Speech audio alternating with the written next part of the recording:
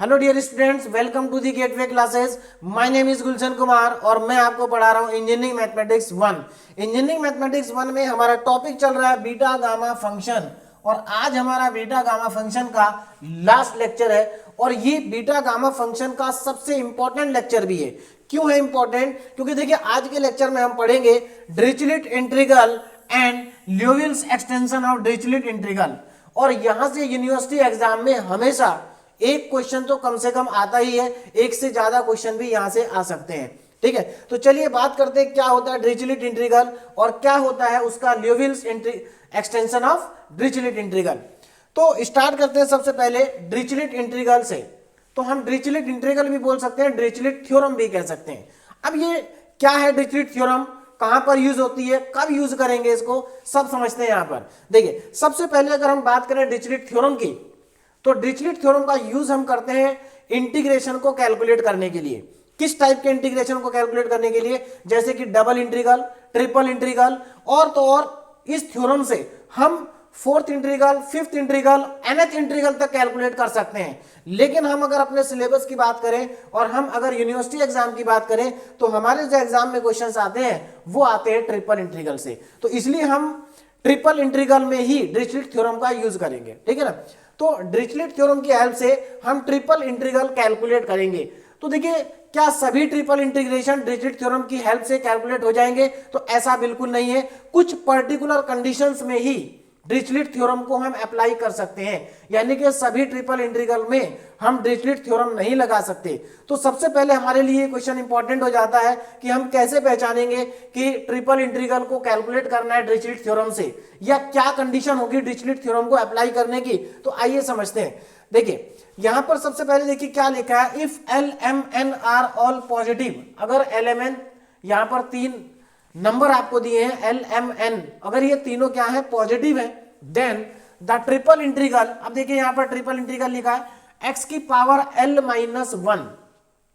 अब ध्यान से देखना फॉर्मेट देखिए इंटीग्रल का, एक्स की power l minus one, y की power m minus one, z की power n minus one, d x d y d z. तो ये हमारा एक ट्रिपल इंटीग्रल है।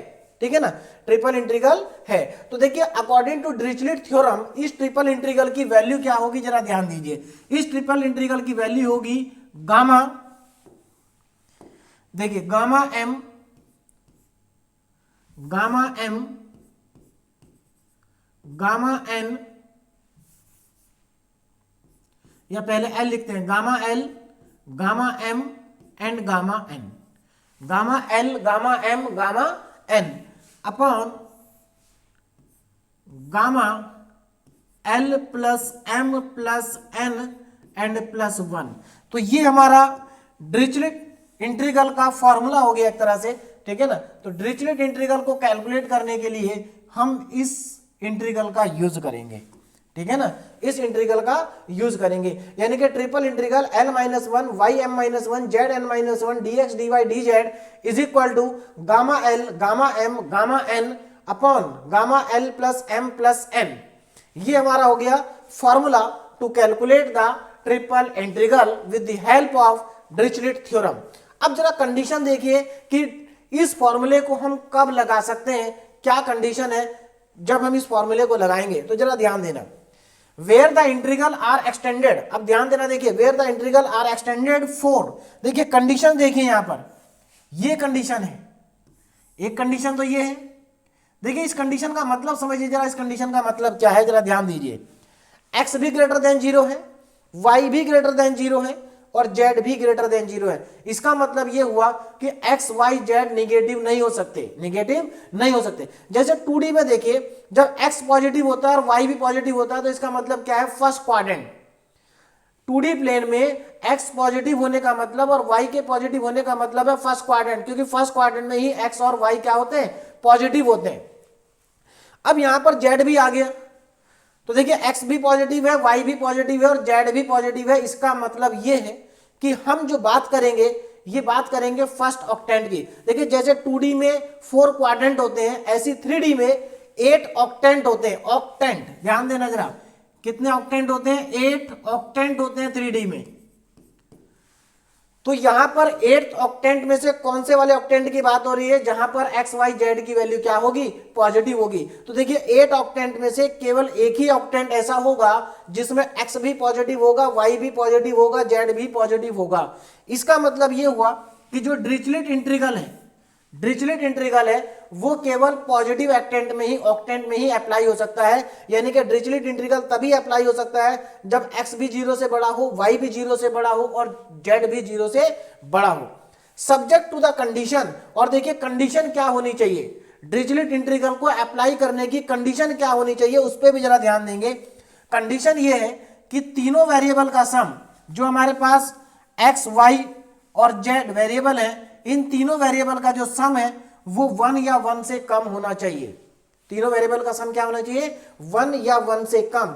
अगर ये दोनों, देखिए अगर एक्स वाई जेड की वैल्यू पॉजिटिव है और तीनों का sum less than equal to 1 है, तभी हम डिरिचलेट इंटीग्रल को लगा सकते हैं, नहीं तो हम इसको अप्लाई नहीं कर सकते। अब क्वेश्चन ये है कि क्या सभी क्वेश्चन में इसी तरह की कंडीशन लिखी होगी, तो ऐसा नहीं है, ऐसा नहीं है। हम क्या करेंगे, अगर डायरेक्टली ये कंडीशन दी है तो ठीक है, और जहां पर डायरेक्टली नहीं दी तो हम इस कंडीशन को बनाने की कोशिश करेंगे। कैसे बनाएंगे ये हम क्वेश्चन में सीखेंगे, ठीक है ना। सबसे इंपॉर्टेंट बात यह है कि डिरिचलेट इंटीग्रल के जो क्वेश्चन है वो बहुत ही आसान है और सभी क्वेश्चन एक ही जैसे हैं। अगर आप 2 क्वेश्चन भी समझ लेंगे तो उसके बाद आप सारे क्वेश्चन अपने आप कर सकते हैं, इतना आसान ये टॉपिक है, ठीक।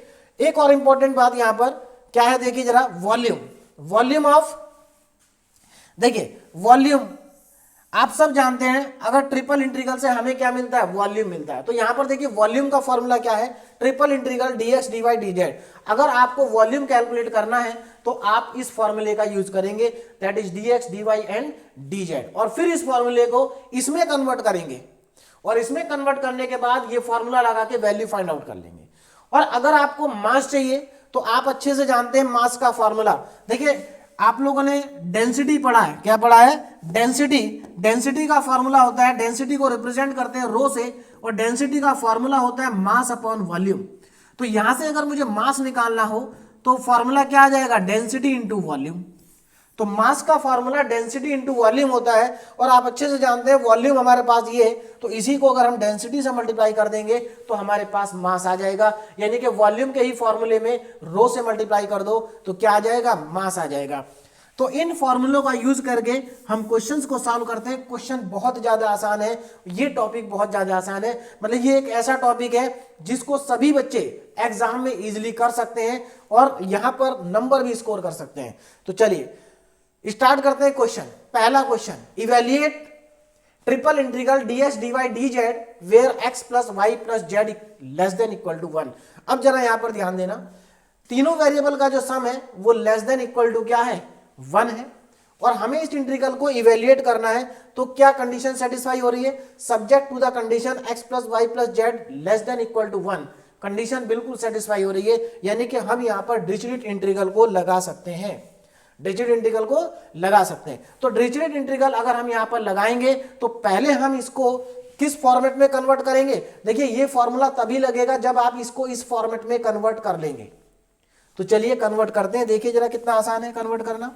देखो तो सबसे पहले जो हमें इवेल्युएट करना है मैं उसको लिख लेता हूं, triple integral dx dy and dz। ध्यान से देखें, बहुत ही आसान टॉपिक है, बहुत आसानी से आपको समझ में आ जाएगा, बस थोड़ा ध्यान देने की जरूरत है। dx dy dz है ना, ये हमें इवेल्युएट करना है। तो जरा ध्यान दें कैसे इवेल्युएट होगा। पहले इसको हम थोड़ा सा स्टैंडर्ड फॉर्म में कन्वर्ट कर लेते हैं। कौन सी फॉर्म में, इस फॉर्म में। देखो इस फॉर्म में कन्वर्ट करने के लिए क्या करना पड़ेगा, जरा ध्यान देना। देखो dx dy dz तो दिया ही है ना, और कंडीशन भी दी है, तो हमें कुछ एक्स्ट्रा करना नहीं है, बस इसको इस फॉर्म में बनाना है। देखो यहां पर x की पावर l माइनस 1 है, y की पावर m माइनस 1 है, z की पावर n माइनस 1 है, लेकिन हमारे पास वहां पर x y z नहीं है।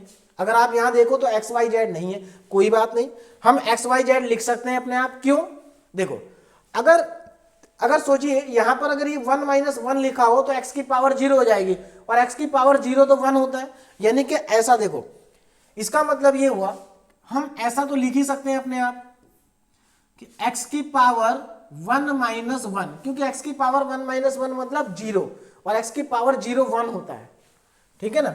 ऐसे ही y की पावर 1 माइनस 1 और z की पावर 1 माइनस 1, क्या मैं ऐसा लिख सकता हूं? बिल्कुल लिख सकता हूं, क्योंकि x की पावर 1 माइनस 1 1 होता है, y की पावर 1 माइनस 1 भी 1 होगा, क्योंकि ये पावर 0, और किसी की भी पावर 0 हो आप जानते हैं वैल्यू 1 होती है। तो यहां पर हमने ऐसा क्यों किया? हमने यहां पर ऐसा इसलिए किया जिससे कि हमारा ये फॉर्मेट बन जाए, क्योंकि ये फॉर्मेट बनेगा तभी तो ये फॉर्मूला लगा पाएंगे, ठीक है ना। तो यहां पर x की पावर 1 माइनस 1, y की पावर 1 माइनस 1, z की power 1 minus 1, dx dy and dz, dx dy and dz।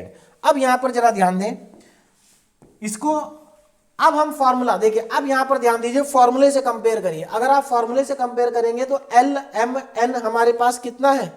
देखिए एल की वैल्यू भी 1 है, ये l minus 1, m minus 1, n minus 1, तो हमारे पास एल एम एन तीनों के तीनों 1 आ गए। कितने आ गए हैं?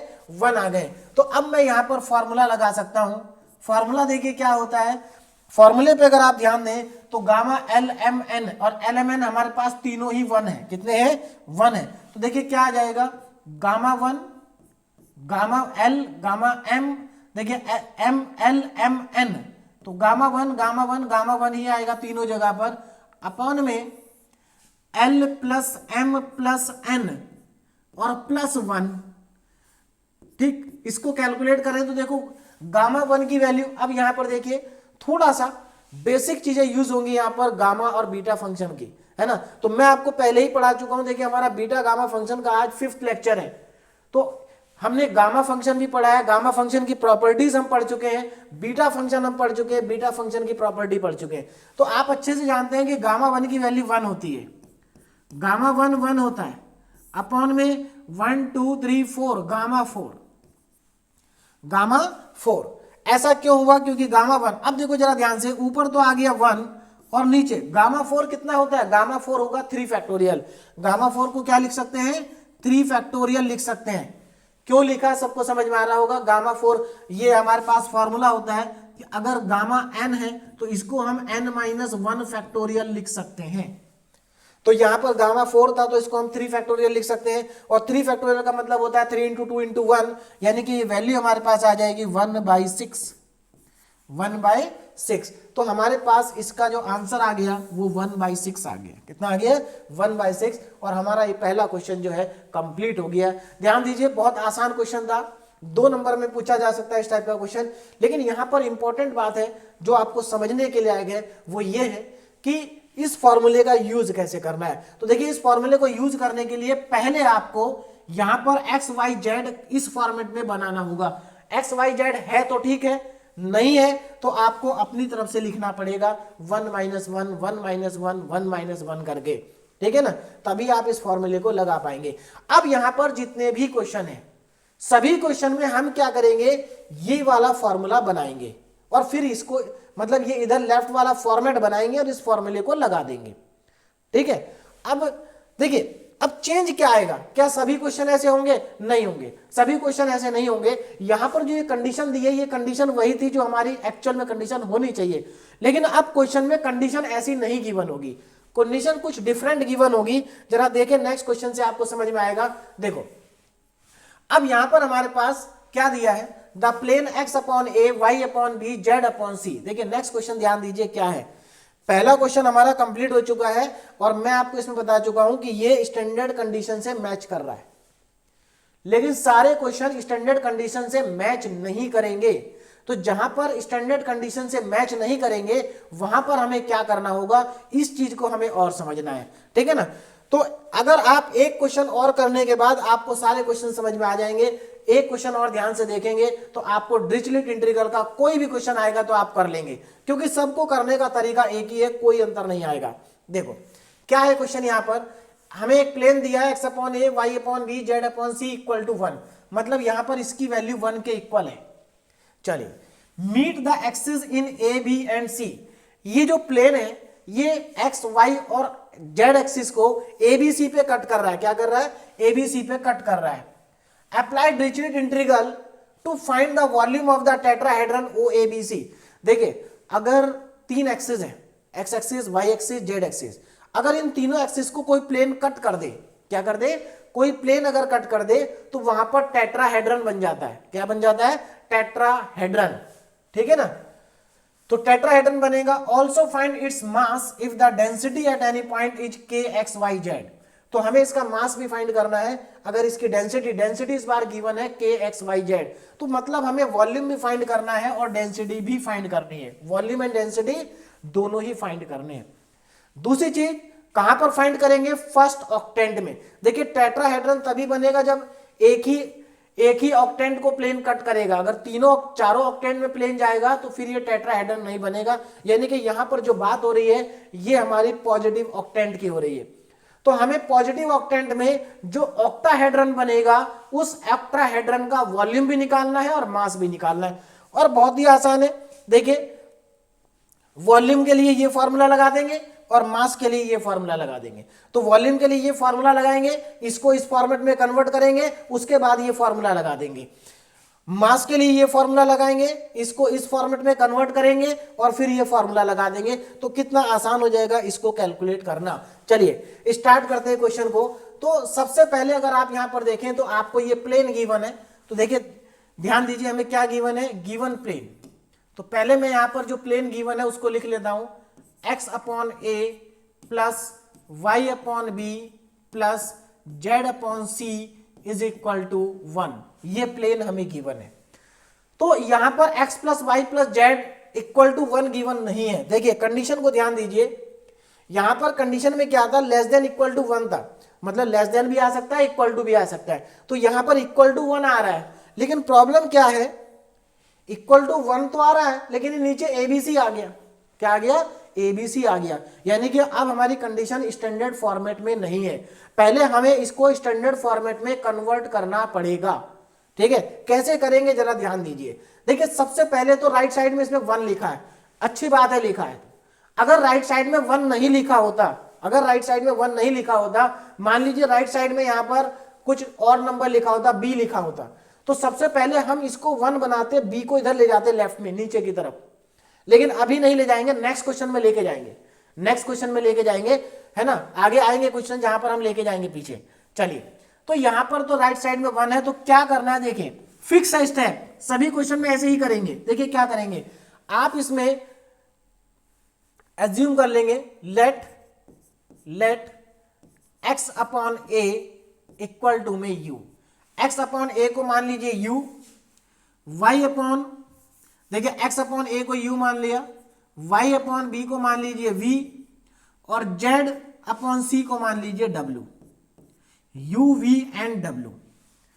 देखिए हमने क्या किया, x अपॉन ए को u मान लिया, y अपॉन बी को v मान लिया, z अपॉन सी को w मान लिया। ऐसा क्यों किया, ऐसा इसलिए किया क्योंकि हम इसको कन्वर्ट करना चाहते हैं स्टैंडर्ड फॉर्मेट में। अभी समझ में आ जाएगा स्टैंडर्ड फॉर्मेट कैसे बनेगा। देखो जरा, तो हम ये एक तरह से सब्स्टिट्यूशन करेंगे। क्या करेंगे, सब्स्टिट्यूशन। अब जरा ध्यान देना, देखो यहां से अगर मैं x की वैल्यू को फाइंड आउट करूं तो देखिए x कितना आ जाएगा, x आएगा हमारे पास au, यहां से y निकालूं तो bv, और यहां से z निकालूंगा तो cw आएगा। उसके बाद इसका डिफरेंशिएशन भी करेंगे क्योंकि हमें इंटीग्रेशन में dx dy dz की वैल्यू पुट करनी है। तो जब इसका डिफरेंशिएशन करेंगे तो देखिए dx की वैल्यू क्या आएगी, a du, dy की वैल्यू आएगी b dv, और dz की वैल्यू आ जाएगी c dw। और देखो तो यहां पर हमारे पास x भी आ गया, y आ गया, z आ गया, dx आ गया, dy आ गया, dz आ गया। ठीक है, अब एक चीज का ध्यान रखें, यहां पर देखो हमें क्या मिल गया, इसकी जगह u, ये v, और ये क्या मिल गया w, ये क्या मिल गया w, such that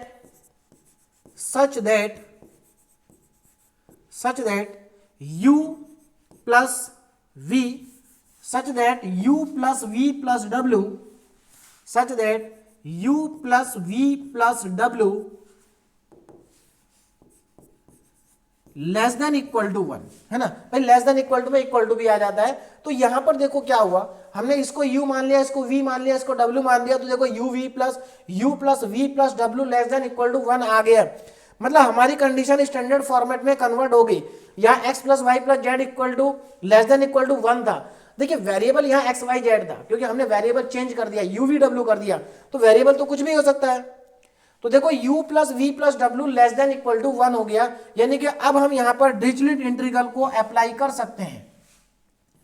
Dirichlet integral को क्या कर सकते हैं, अप्लाई कर सकते हैं। तो हमें क्या कैलकुलेट करना था, हमें कैलकुलेट करना था डिरिचलेट इंटीग्रल की हेल्प से वॉल्यूम। तो सबसे पहले मैं यहां पर वॉल्यूम का फॉर्मूला लिखूंगा। देखिए वॉल्यूम कितना होगा, वॉल्यूम, देखिए volume of tetrahedron, volume of tetrahedron कितना होगा, देखिए जरा, वॉल्यूम ऑफ टेट्राहेड्रन, है ना। तो यहां पर जो टेट्राहेड्रन है इसके वॉल्यूम की बात कर रहे हैं हम, ठीक है ना, वॉल्यूम ऑफ टेट्राहेड्रन। तो टेट्राहेड्रन लिखना जरूरी नहीं है, वॉल्यूम लिखिए सीधे। देखिए वॉल्यूम का फॉर्मूला क्या होगा, जरा ध्यान देना। Volume is equal to, volume के फॉर्मूले पे ध्यान दीजिए, मैंने लिखवा रखा है triple integral dx dy dz। तो वॉल्यूम का फॉर्मूला हो जाएगा triple integral dx dy and dz। ये हमारा हो गया वॉल्यूम का फॉर्मूला। अब यहां पर इस फॉर्मूले को हम कन्वर्ट करेंगे किसमें, इस फॉर्मेट में कन्वर्ट करेंगे, तभी तो ये फॉर्मूला लगेगा।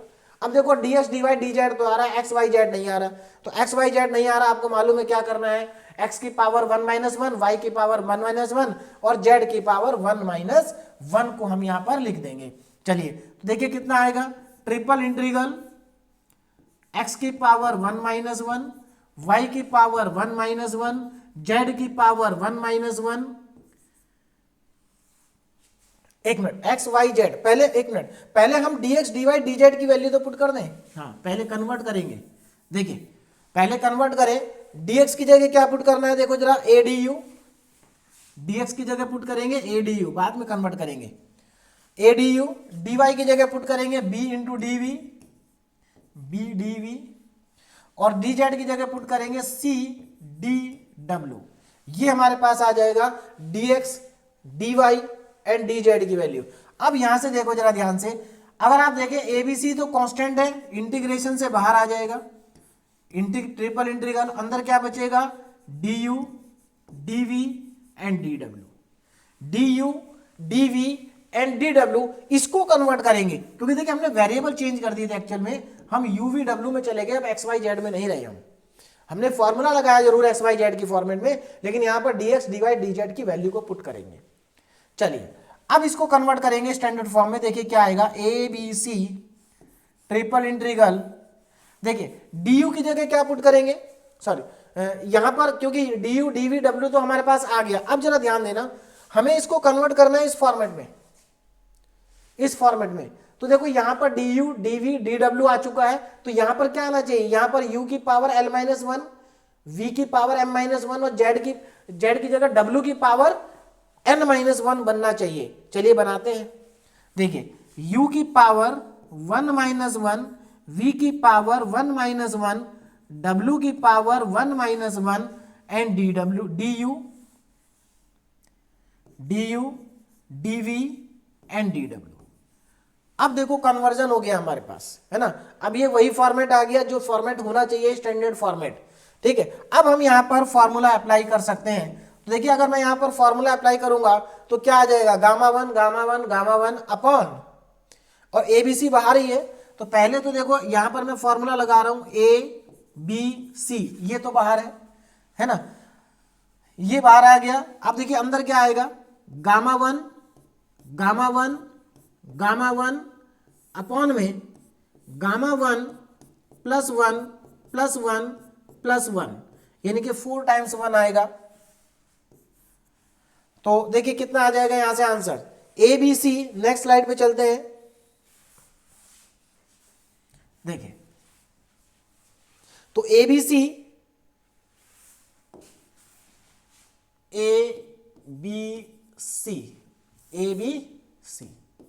तो ए बी सी तो बाहर था। दूसरा यहां पर देखो गामा वन की वैल्यू 1 होती है, तो यहां पर कितना आ जाएगा, 1 इंटू 1 अपॉन में gamma 4।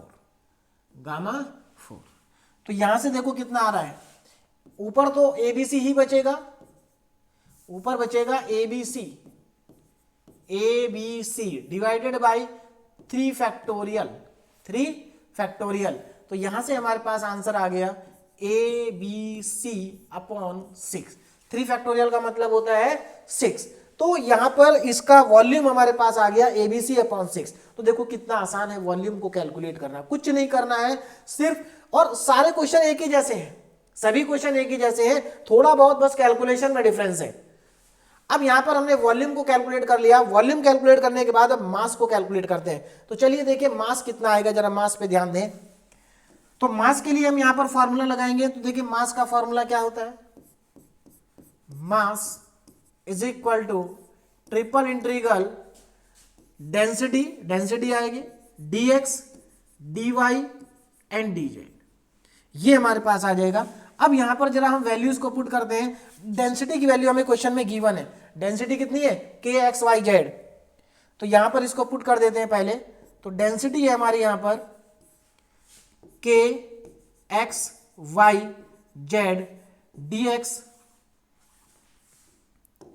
dx dy and dz। चलिए अब यहां पर वैल्यूज को सब्स्टिट्यूट करते हैं। देखिए जरा यहां पर x y z ये सब वैल्यू को हम पुट करेंगे। देखिए हमें क्या मिलेगा, x y z की वैल्यू हमें पता है, x कितना au, y कितना bv, z कितना cw, dx भी हमें पता है, dy भी हमें पता है, dz भी पता है। सारी वैल्यूज को यहां सब्स्टिट्यूट कर देंगे तो देखिए हमें क्या मिल जाएगा, जरा ध्यान दें। ट्रिपल इंटीग्रल के x कितना है au, x की वैल्यू है au इंटू वाई की value b into v, z की वैल्यू c इंटू w, उसके बाद dx की वैल्यू a du b, देखिए a du, dy की वैल्यू b dv और dz की वैल्यू c dw, ये वैल्यूज हमारे पास आ जाएंगे। देखिए b dv c dw। तो यहां से अब जरा देखो नेक्स्ट स्लाइड आगे चलते हैं। देखिए यहां से हमें कितना मिलेगा, देखिए ध्यान से देखो, इक्वल टू में हमें मिल जाएगा।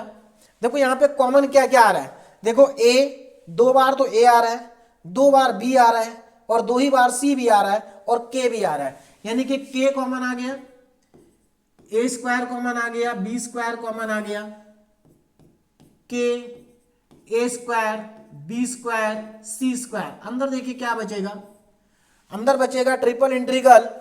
देखो यहां पर ट्रिपल इंटीग्रल कितना बच रहा है, du dv dw and dw, ये हमारे पास बचेगा। इसको फिर से हम कन्वर्ट कर देंगे उसी फॉर्मेट में, डिरिचलेट इंटीग्रल के फॉर्मेट में, है ना। तो चलिए कन्वर्जन करते हैं। देखिए कितना आ जाएगा, k a square b square c square triple integral, यहां पर मैं लिखूंगा u की पावर 1 माइनस 1, v की पावर 1 माइनस 1, w की पावर 1 माइनस 1, du dv, एक मिनट, uv, अच्छा uv हमारे पास एक मिनट यहां पर बच रहा था, कितना uv, हाँ अंदर हमारे पास देखिए हमने a को कॉमन लिया, uv हमारे पास अभी बचा हुआ है, uv तो छोड़ दिया। देखिए u v and w, du dv और dw, यहां पर हमारे पास uv था, uv du dv and dw। अब जरा ध्यान से देखना इसको हम कैसे कन्वर्ट करेंगे फॉर्मेट में, है ना। तो देखो यहां पर u v w du dv w आ रहा है, तो देखो इसको हम और कैसे लिख सकते हैं, इसको क्या हम ऐसे लिख सकते हैं, जरा ध्यान देना। देखिए u की पावर 1 है, तो क्या मैं इसको u की पावर 2 माइनस 1 लिख सकता हूं, एक ही तो बात है, 2 माइनस 1 1 होता है, y u की पावर 1 है। क्या v को मैं v की पावर 2 माइनस 1 लिख सकता हूं, और क्या मैं w को 2 की पावर माइनस 1 लिख सकता हूं, du dv एंड dw।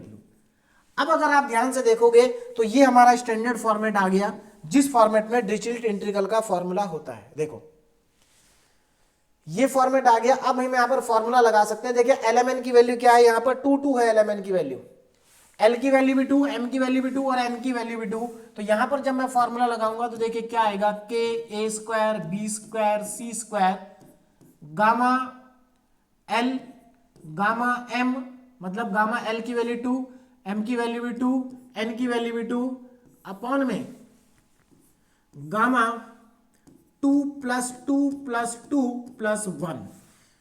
ठीक है, अब इसको थोड़ा सिंप्लीफाई कर लेते हैं तो यहां से हमारा आंसर आ जाएगा। देखिए कितना आएगा, जरा ध्यान दें, के a square b square c square. देखिए गामा 2 की वैल्यू कितनी होती है, गामा 2 की वैल्यू होती है 1। कैसे, देखो गामा 2 को अगर मैं लिखूंगा तो ये 1 फैक्टोरियल लिखूंगा और 1 फैक्टोरियल 1 होता है, तो इसलिए गामा 2 कितना होगा, 1 ही होगा। तो 1 इंटू 1 इंटू 1। अब डिवाइडेड बाय देखिए कितना आ रहा है, डिवाइड में आ रहा है हमारे पास 2 प्लस 2 4 6 7 होगा, गामा 7। और गामा 7 की वैल्यू कितनी होगी, जरा ध्यान दीजिए, ऊपर तो हमारे पास के a square b square c square बचा और गामा 7 होगा 6 फैक्टोरियल, 6 फैक्टोरियल। अब देखिए 6 फैक्टोरियल की वैल्यू कितनी होगी, जरा ध्यान दीजिए, 6 5 जा 30 120 यानी कि 720 लगभग। देखिए 6 फैक्टोरियल कितना आएगा, जरा ध्यान दें इधर, 6 फैक्टोरियल। देखो 6 फैक्टोरियल को अगर आप कैलकुलेट करेंगे तो ये कितना आएगा, 6 into 5 into 4 into 3 into 2 into 1। देखो कितना आ गया, 6 5 जा 30, 34 जा 120 एंड 123 जा 360 और 720, ये आ गया 720। यानी कि के a square b square c square upon 720, ये हमारा फाइनली क्या आ गया, इसकी डेंसिटी आ गई, मास आ गया। ठीक है ना, तो ये क्या है, मास है और ये क्या था, वॉल्यूम था। तो यहां पर ये आया हमारे पास मास। ठीक है ना, ये क्या है, मास है, जरा ध्यान दें। तो मास इतना आ गया, ये आ गया मास, और ये क्या था, ये था वॉल्यूम। क्या था, वॉल्यूम। ये हमारे पास था वॉल्यूम। ठीक है, तो वॉल्यूम भी आ गया हमारे पास और मास भी आ गया, यानी कि ये क्वेश्चन हमारा क्या हो गया, कंप्लीट हो गया। ठीक है, तो हमने यहां पर टेट्राहेड्रन का हमसे क्या पूछा था, मास पूछा था, डेंसिटी हमें पता थी, और हमसे वॉल्यूम पूछा था। दोनों चीजें हमारी कैलकुलेट हो गई, मास भी एंड वॉल्यूम भी। अब चलते हैं हमने नेक्स्ट क्वेश्चन पे। देखिए नेक्स्ट क्वेश्चन क्या है। ठीक है, question number 3, apply Dirichlet integrals to find the volume and mass contain in the solid region in the first octant. देखिए लिखा है इसमें साफ साफ, फर्स्ट ऑक्टेंट की बात कर रहे हैं। फर्स्ट ऑक्टेंट यानी कि डिरिचलेट थ्योरम हम लगा सकते हैं। देखिए डिरिचलेट थ्योरम तभी लगेगी जब हमारे पास फर्स्ट ऑक्टेंट होगा। तो फर्स्ट ऑक्टेंट या तो डायरेक्टली लिखा होगा या कंडीशंस कुछ ऐसी दी होंगी जिससे हमें पता चल जाएगा कि वो फर्स्ट ऑक्टेंट ही है। ऑफ द इलिप्सॉइड, देखिए ये इलिप्सॉइड गिवन है आपको। इलिप्सॉइड क्या होता है, देखिए इलिप्सॉइड जैसे आप लोगों ने इलिप्स पढ़ा है ना, तो इलिप्सॉइड भी इलिप्स की फॉर्म में ही होता है, बस इलिप्स होता है 2D में और इलिप्सॉइड होता है 3D में। यानी कि ये जो इलिप्सॉइड लिखा हुआ है, ये इलिप्सॉइड के जो पार्ट होंगे ना वो 8 ऑक्टेंट होते हैं हमारे पास। कितने ऑक्टेंट होते हैं, 8 ऑक्टेंट होते हैं। तो फर्स्ट ऑक्टेंट में केवल इस इलिप्सॉइड का 1/8 पार्ट ही आएगा। तो हमें जो पार्ट फर्स्ट ऑक्टेंट में आएगा उसी को कैलकुलेट करना है। देखिए बाय चांस अगर इस क्वेश्चन में ये पूछ ले कि इस जो ये इलिप्सॉइड है इसका टोटल वॉल्यूम बताओ कितना होगा, तो आप कैसे निकालेंगे। हमें तो डिरिचलेट थ्योरम से केवल फर्स्ट ऑक्टेंट का वॉल्यूम निकल सकता है। तो देखो ऐसी सिचुएशन में आप क्या करेंगे, आप डिरिचलेट इंटीग्रल की हेल्प से फर्स्ट ऑक्टेंट का ही वॉल्यूम को कैलकुलेट करें और जो वॉल्यूम आपका फर्स्ट ऑक्टेंट में आएगा उसको 8 से मल्टीप्लाई कर देंगे ना तो टोटल वॉल्यूम आ जाएगा, टोटल वॉल्यूम आ जाएगा। चलिए फिलहाल इस क्वेश्चन को सॉल्व करते हैं। तो apply Dirichlet integral to find the volume and mass contain in the solid region in the first octant of the ellipsoid. तो हमें ये इलिप्सॉइड हमें गिवन है, इसकी हेल्प से हमें वॉल्यूम को फाइंड आउट करना है। तो चलिए वॉल्यूम को फाइंड आउट करते हैं। पहले ये जो गिवन है इसी को लिख लेते हैं। क्या है, देखिए हमें गिवन है x square upon a square plus y square upon b square plus z square upon c square is equal to में 1। तो देखो यहां पर फिर से वही प्रॉब्लम है कि ये स्टैंडर्ड फॉर्मेट में नहीं है कंडीशन। तो हम क्या करेंगे, इसको यूवी डब्ल्यू मान लेंगे। क्या मान लेंगे, यूवी और डब्ल्यू, यूवी एंड डब्ल्यू। तो देखो क्या करेंगे, लेट, देखिए सारे क्वेश्चन को करने का एक ही तरीका है, इसीलिए कह रहा हूं कि ये टॉपिक बहुत ज्यादा आसान है। ठीक है ना। अब अगर आपको ये क्वेश्चन और समझ में आ गया तो आप सारे क्वेश्चन कर लेंगे जितने भी डिस्क्रीट इंटीग्रल के होंगे। देखो जरा ध्यान से, और ये क्वेश्चन भी पिछले क्वेश्चन के जैसा ही है, कुछ अंतर नहीं है, देखोगे आप अभी बिल्कुल सेम है। देखो क्या करेंगे, इसको u मान लेंगे, लेट एक्स स्क्वायर अपॉन ए, इसको मान लिया u, ठीक है, वाई स्क्वायर अपॉन बी, इसको मान लिया v, और z square upon c, Z square upon सी, इसको मान लिया w, इसको मान लिया w। अब जरा देखें ध्यान से क्या करना है, पहले यहां से x को निकालिए। तो देखिए x कितना आएगा, जरा ध्यान से देखें, x हमारे पास आ जाएगा x square is equal to a u, y square is equal to b v, और z square is equal to c डब्ल्यू। ठीक, अच्छा x देखो कितना आएगा, इधर से स्क्वायर हटेगा तो उधर रूट लगेगा, क्या लगेगा, रूट। ठीक है, अच्छा यहां पर ये ए स्क्वायर है, ये बी स्क्वायर है, ये सी स्क्वायर है, तो ये ए स्क्वायर, ये बी स्क्वायर और ये सी स्क्वायर है। अब देखो इधर से स्क्वायर हटा के उधर रूट लगाऊंगा तो कितना आएगा, देखिए इधर रूट लगेगा तो ए स्क्वायर का ए तो बाहर आ जाएगा, केवल यू ही अंदर रहेगा, यानी कि ए रूट यू आएगा। ये यहां से वाई कितना आएगा, बी अंडर रूट वी, और यहां से जेड कितना आएगा, सी अंडर रूट में डब्ल्यू। अब आगे देखें, देखो मैं यहां पर क्या कर रहा हूं, अब मुझे dx, इसको डिफरेंशिएशन कर रहा हूं, तो देखिए x का डिफरेंशिएशन dx। अब यहां पर देखो a तो कांस्टेंट है ना, रूट u का डिफरेंशिएशन होगा, तो आपको अच्छे से मालूम है कि रूट x का डिफरेंशिएशन 1/2 रूट x होता है, डायरेक्ट लिखेंगे 1/2 रूट x।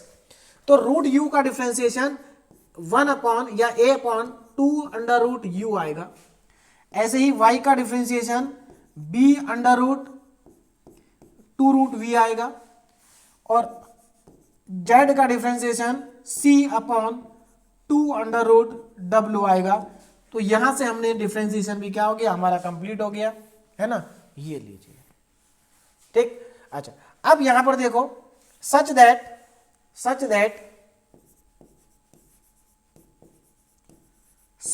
कंडीशन सेटिस्फाई हो रही, देखो सच दैट u, देखिए ये u है, ये w है, ये v है, ये w है, such that u plus v plus w less than equal to 1। तो अब हम इसमें डिरिचलेट इंटीग्रल को अप्लाई कर सकते हैं, है ना।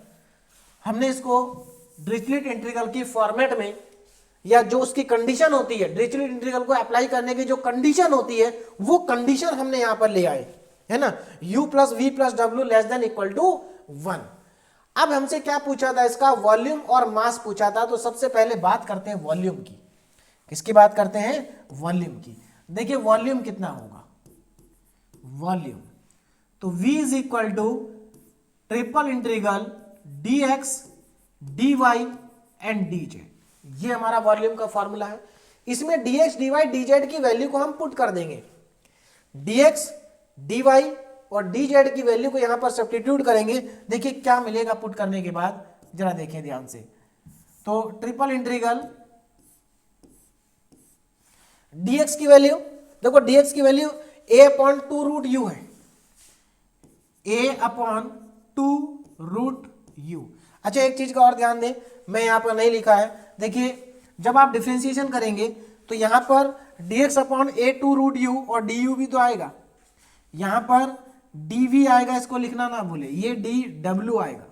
भाई जब आप x को t पुट करते हैं तो लेफ्ट में dx आता है, तो राइट साइड में dt भी आता है ना। तो लास्ट क्वेश्चन में लिखा था हमने, लास्ट क्वेश्चन में, हाँ यहां लिखा था, ठीक है ना। चलिए तो ये लिखना ना भूले। चलिए तो dx की वैल्यू आ गई a/2 रूट u, dy की वैल्यू आ गई b/2 रूट v और c/2 रूट w और du dv एंड dw। ठीक है, इसको और थोड़ा सा सही करके लिखते हैं तो देखिए कितना आ जाएगा, ट्रिपल इंटीग्रल। देखो यहां पर सबसे पहले तो देखो ऊपर एबीसी आ रहा है, कांस्टेंट है, बाहर निकाल लेंगे। नीचे से 2 2 2 3 बार आ रहा है 8, यानी कि ABC/8 जो है इसको बाहर निकाल दो, ABC/8 ट्रिपल इंटीग्रल से बाहर निकालो, कांस्टेंट है। अंदर देखिए क्या बचेगा, देखो यहां पर 1/√u 1/√v 1/√w है, और आप जानते हैं रूट का मतलब होता है पावर 1/2, यानी कि यहाँ पर 1/u की पावर 1/2, 1/v की पावर 1/2, 1/w की पावर 1/2। तो जब आप इसको ऊपर लेके जाएंगे तो क्या आप इसको ऐसा लिख सकते हैं, u की पावर -1/2, v की पावर -1/2 और w की power -1/2 du, dv and dw। क्या ये सभी को समझ में आ गया मैंने कैसे लिखा? देखो नीचे u, रूट u का मतलब क्या होता है, u की पावर 1/2, तो नीचे अगर +1/2 पावर है तो इसको जब ऊपर ले जाएंगे तो -1/2 आ जाएगी, ऐसे इन दोनों की भी आ जाएगी। अब क्या करना है, अब इसको कन्वर्ट करना है स्टैंडर्ड फॉर्म में, मतलब स्टैंडर्ड फॉर्म में डिरिचलेट इंटीग्रल की फॉर्म में कन्वर्ट करना है।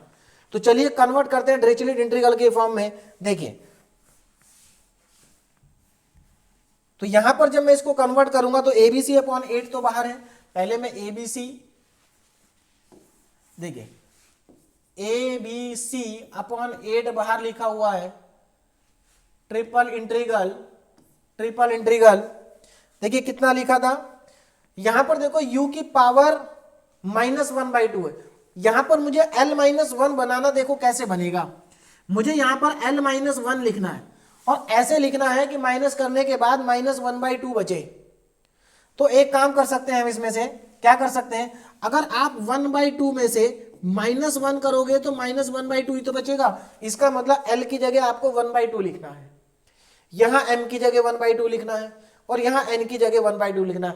देखिए ध्यान देना, जो फॉर्मेट है, देखिए जो फॉर्मेट है उसमें l-1 है, l-1 है, इस चीज का भी आप ध्यान रखेंगे, l-1 यानी कि इधर 1 ही होना चाहिए। तो 1 मतलब हमें -1 करना है, हम -1 किस में से करें कि -1/2 आ जाए, है ना, तो 1/2 से माइनस करेंगे तो हमारे पास यहां पर देखिए वैल्यू कितनी आ जाएगी। अब जरा ध्यान दें, तो u की पावर 1/2 -1 तभी बचेगा -1/2, v की पावर 1/2 -1 और w की power 1/2 -1, du, dv and dw। तो मेरे ख्याल से अब सबको समझ में आ गया होगा कैसे डिरिचलेट इंटीग्रल को बनाना है ना, डिरिचलेट इंटीग्रल का फॉर्म कैसे बनानी है ये सबको समझ में आने लगा होगा। अब देखो यहां से LMN हमें पता चल गया, LMN हमें पता चल गया। अब यहां पर फॉर्मूला अप्लाई कर देते हैं। देखिए अब फॉर्मूले के अकॉर्डिंग ABC तो बाहर ये कांस्टेंट है, ABC डिवाइडेड बाई 8। अब यहां पर जरा फॉर्मूला लगाते हैं, क्या होता है फॉर्मूला, गामा L तो गामा 1/2, गामा 1/2, गामा 1/2, क्योंकि तीनों 1/2 है, divided by gamma 1/2 plus 1/2 plus 1/2 and plus 1, L plus M plus N plus 1 plus 1। चलिए इसको जरा सिंप्लीफाई करके कैलकुलेट कर लेते हैं। ABC कितना आ जाएगा, ABC/8 तो बाहर है, देखो अंदर कितना बचेगा, गामा 1/2 गामा 1/2 गामा 1/2 3 बार आ रहा है, तो गामा 1/2 की वैल्यू आप अच्छे से जानते हैं, मैंने पहले बोला था बहुत ज्यादा इंपॉर्टेंट है, √π। तो √π 3 बार आएगा, √π एंड √π। डिवाइड में कितना आएगा, देखो 1/2 1/2 1/2 कितना हो गया, 3/2, 3/2 में ऐड कर दीजिए 1 तो ये 5/2 बचेगा, गामा 5/2। और गामा 5/2 की वैल्यू क्या होती है ये हमें कैलकुलेट करनी पड़ेगी, है ना, कैसे निकलेगी जरा ध्यान देना। जरा देखिए गामा 5/2 आपको मैं पढ़ा चुका हूं कि गामा में पॉजिटिव फ्रैक्शन कैसे कैलकुलेट होता है। देखो क्या करना है, 5/2 में से -1 करेंगे तो 3/2, गामा 3/2 आ जाएगा। फिर आगे बढ़ेंगे 3/2, अब यहां से 1/2 और गामा 1/2, ठीक है ना। देखिए अगर ये नहीं समझ में आ रहा तो गामा फंक्शन मैंने पढ़ाया था, गामा फंक्शन में इस टाइप के बहुत सारे क्वेश्चन हमने सॉल्व किए थे, वहां पर वो वीडियो आप देख सकते हैं। तो यहां से गामा 1/2 की वैल्यू होती है √π, यानी कि गामा 5 की जगह मैं क्या लिख सकता हूं जरा ध्यान देना, ABC/8 ये हमारे पास हो जाएगा √π और √π डिवाइडेड बाई, इसकी जगह मैं लिख सकता हूं 3/2 इंटू 1/2 इंटू, और गामा 1/2 मतलब रूट पाई।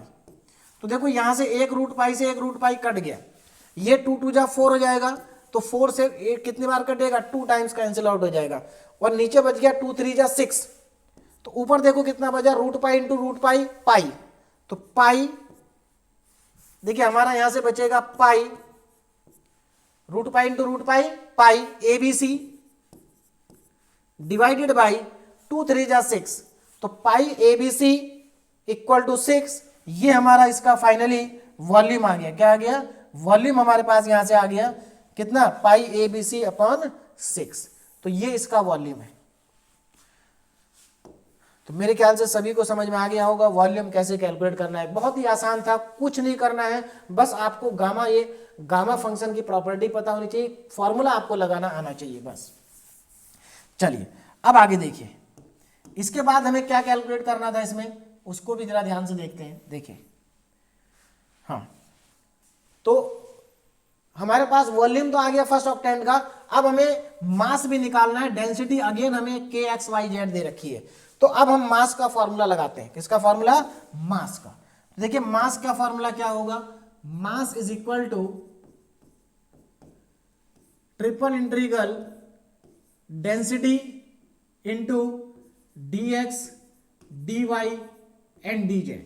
अब यहां पर वैल्यू पुट करके इसको कन्वर्ट कर देंगे डिरिचलेट इंटीग्रल के फॉर्मेट में, तो हमारे पास यहां से आ जाएगा ट्रिपल इंटीग्रल, इसकी वैल्यू KX Y और Z है, dx dy एंड dz। अब यहां पर जरा सारी वैल्यूज को सब्स्टिट्यूट कर दें। देखिए K कांस्टेंट है, बाहर आएगा, चलिए एक साथ ही बाहर निकाल देंगे। ट्रिपल इंटीग्रल K, x की वैल्यू पुट करो जरा, x कितना है, देखो जरा ध्यान से, x कितना है a रूट u, y कितना है b रूट u, और z कितना है c रूट w। तो यहां पर ये वैल्यूज को पुट करें, a under root u, b under root v, c under root w, ये तो हमारे पास वैल्यू आ गई x y और z की। उसके बाद dx dy और dz इनकी वैल्यू भी पुट करेंगे, तो a du a upon 2 root u, a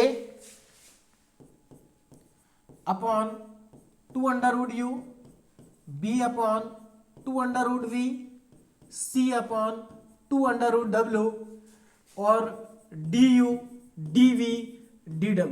देखिए एक्सप्रेशन बड़ा हो जाएगा, इससे घबराना नहीं है, बहुत ही आसान है, धीरे धीरे आराम से सिंप्लीफाई करेंगे तो कोई दिक्कत नहीं आएगी।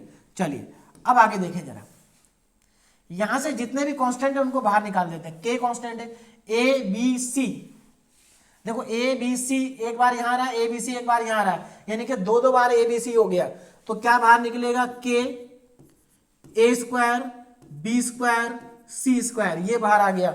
और कुछ बाहर आएगा क्या, नहीं आएगा। देखिए क्या बचेगा उसको लिख लेते हैं, ट्रिपल इंटीग्रल, देखो यहां पर क्या बचा, यहां पर रूट यू को मैं u की पावर 1/2 लिख देता हूं, रूट v की पावर 1/2, रूट w की पावर 1/2।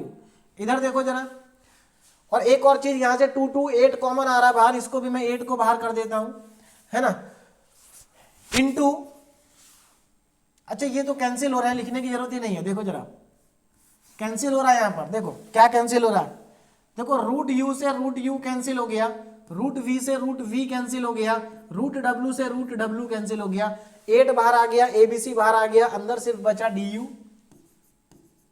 dv एंड dw, ये हमारे पास बचा।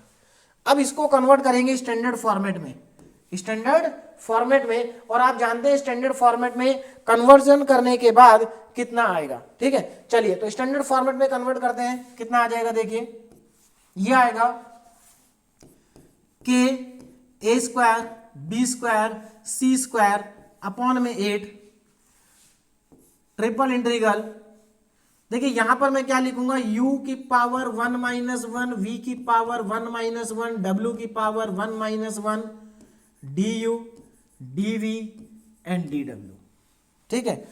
अब देखिए नेक्स्ट लाइन में k a square b square c square upon 8, अब यहां पर फॉर्मूला लगाएंगे तो देखिए क्या आ जाएगा, गामा 1 अपॉन में गामा 1 प्लस 1 प्लस 1 प्लस 1, 4 बार 1 आएगा। इसको और आगे सिंप्लीफाई करें यहीं पर, देखिए कितना आ जाएगा, के a square b square c square divided by 8। ऊपर तो देखो 1 इंटू 1 इंटू 1 आ गया, गामा 1 की वैल्यू 1 इंटू 1 इंटू 1 हो गई। और नीचे आएगा गामा 4 की वैल्यू आप जानते हैं 3 फैक्टोरियल, यानी कि 3 फैक्टोरियल का मतलब होता है 6। कितना होता है 6। तो देखो 6 आ जाएगा, ये 8, ये 48 हो जाएगा। तो के a square b square c square upon 48। तो यहां से हमें फाइनली आंसर मिल जाएगा मास का। तो देखिए मास कितना आ रहा है यहां से, के a square b square c square upon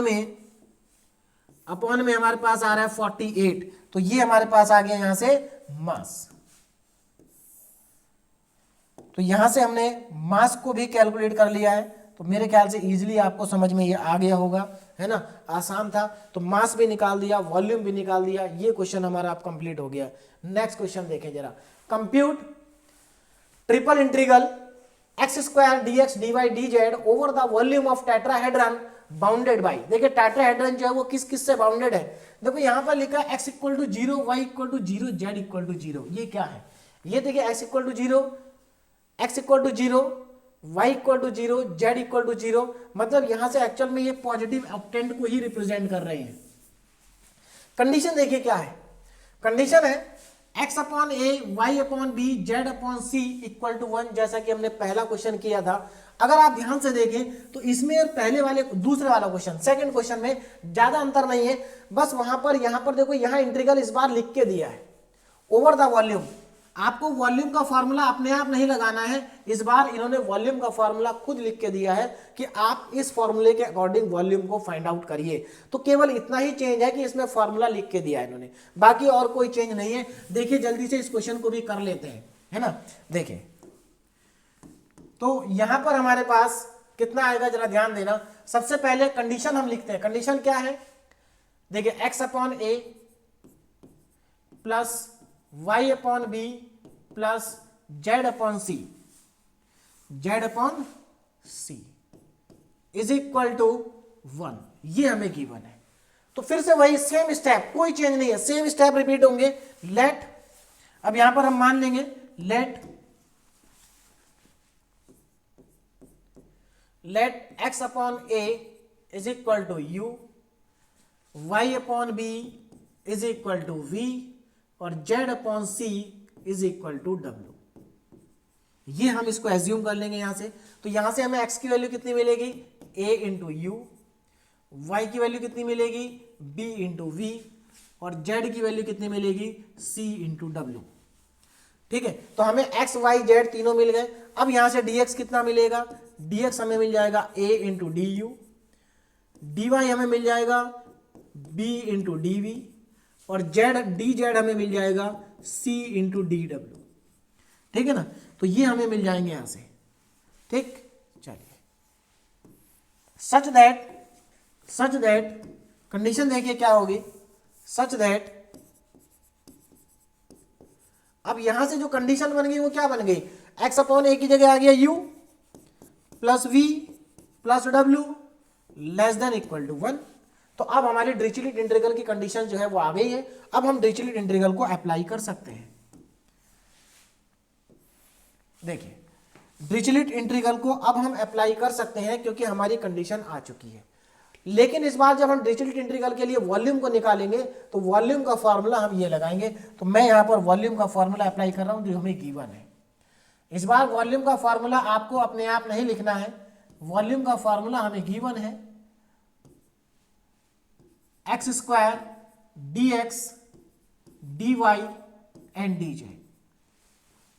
ठीक है, एंड डी जेड। चलिए अब यहां पर देखो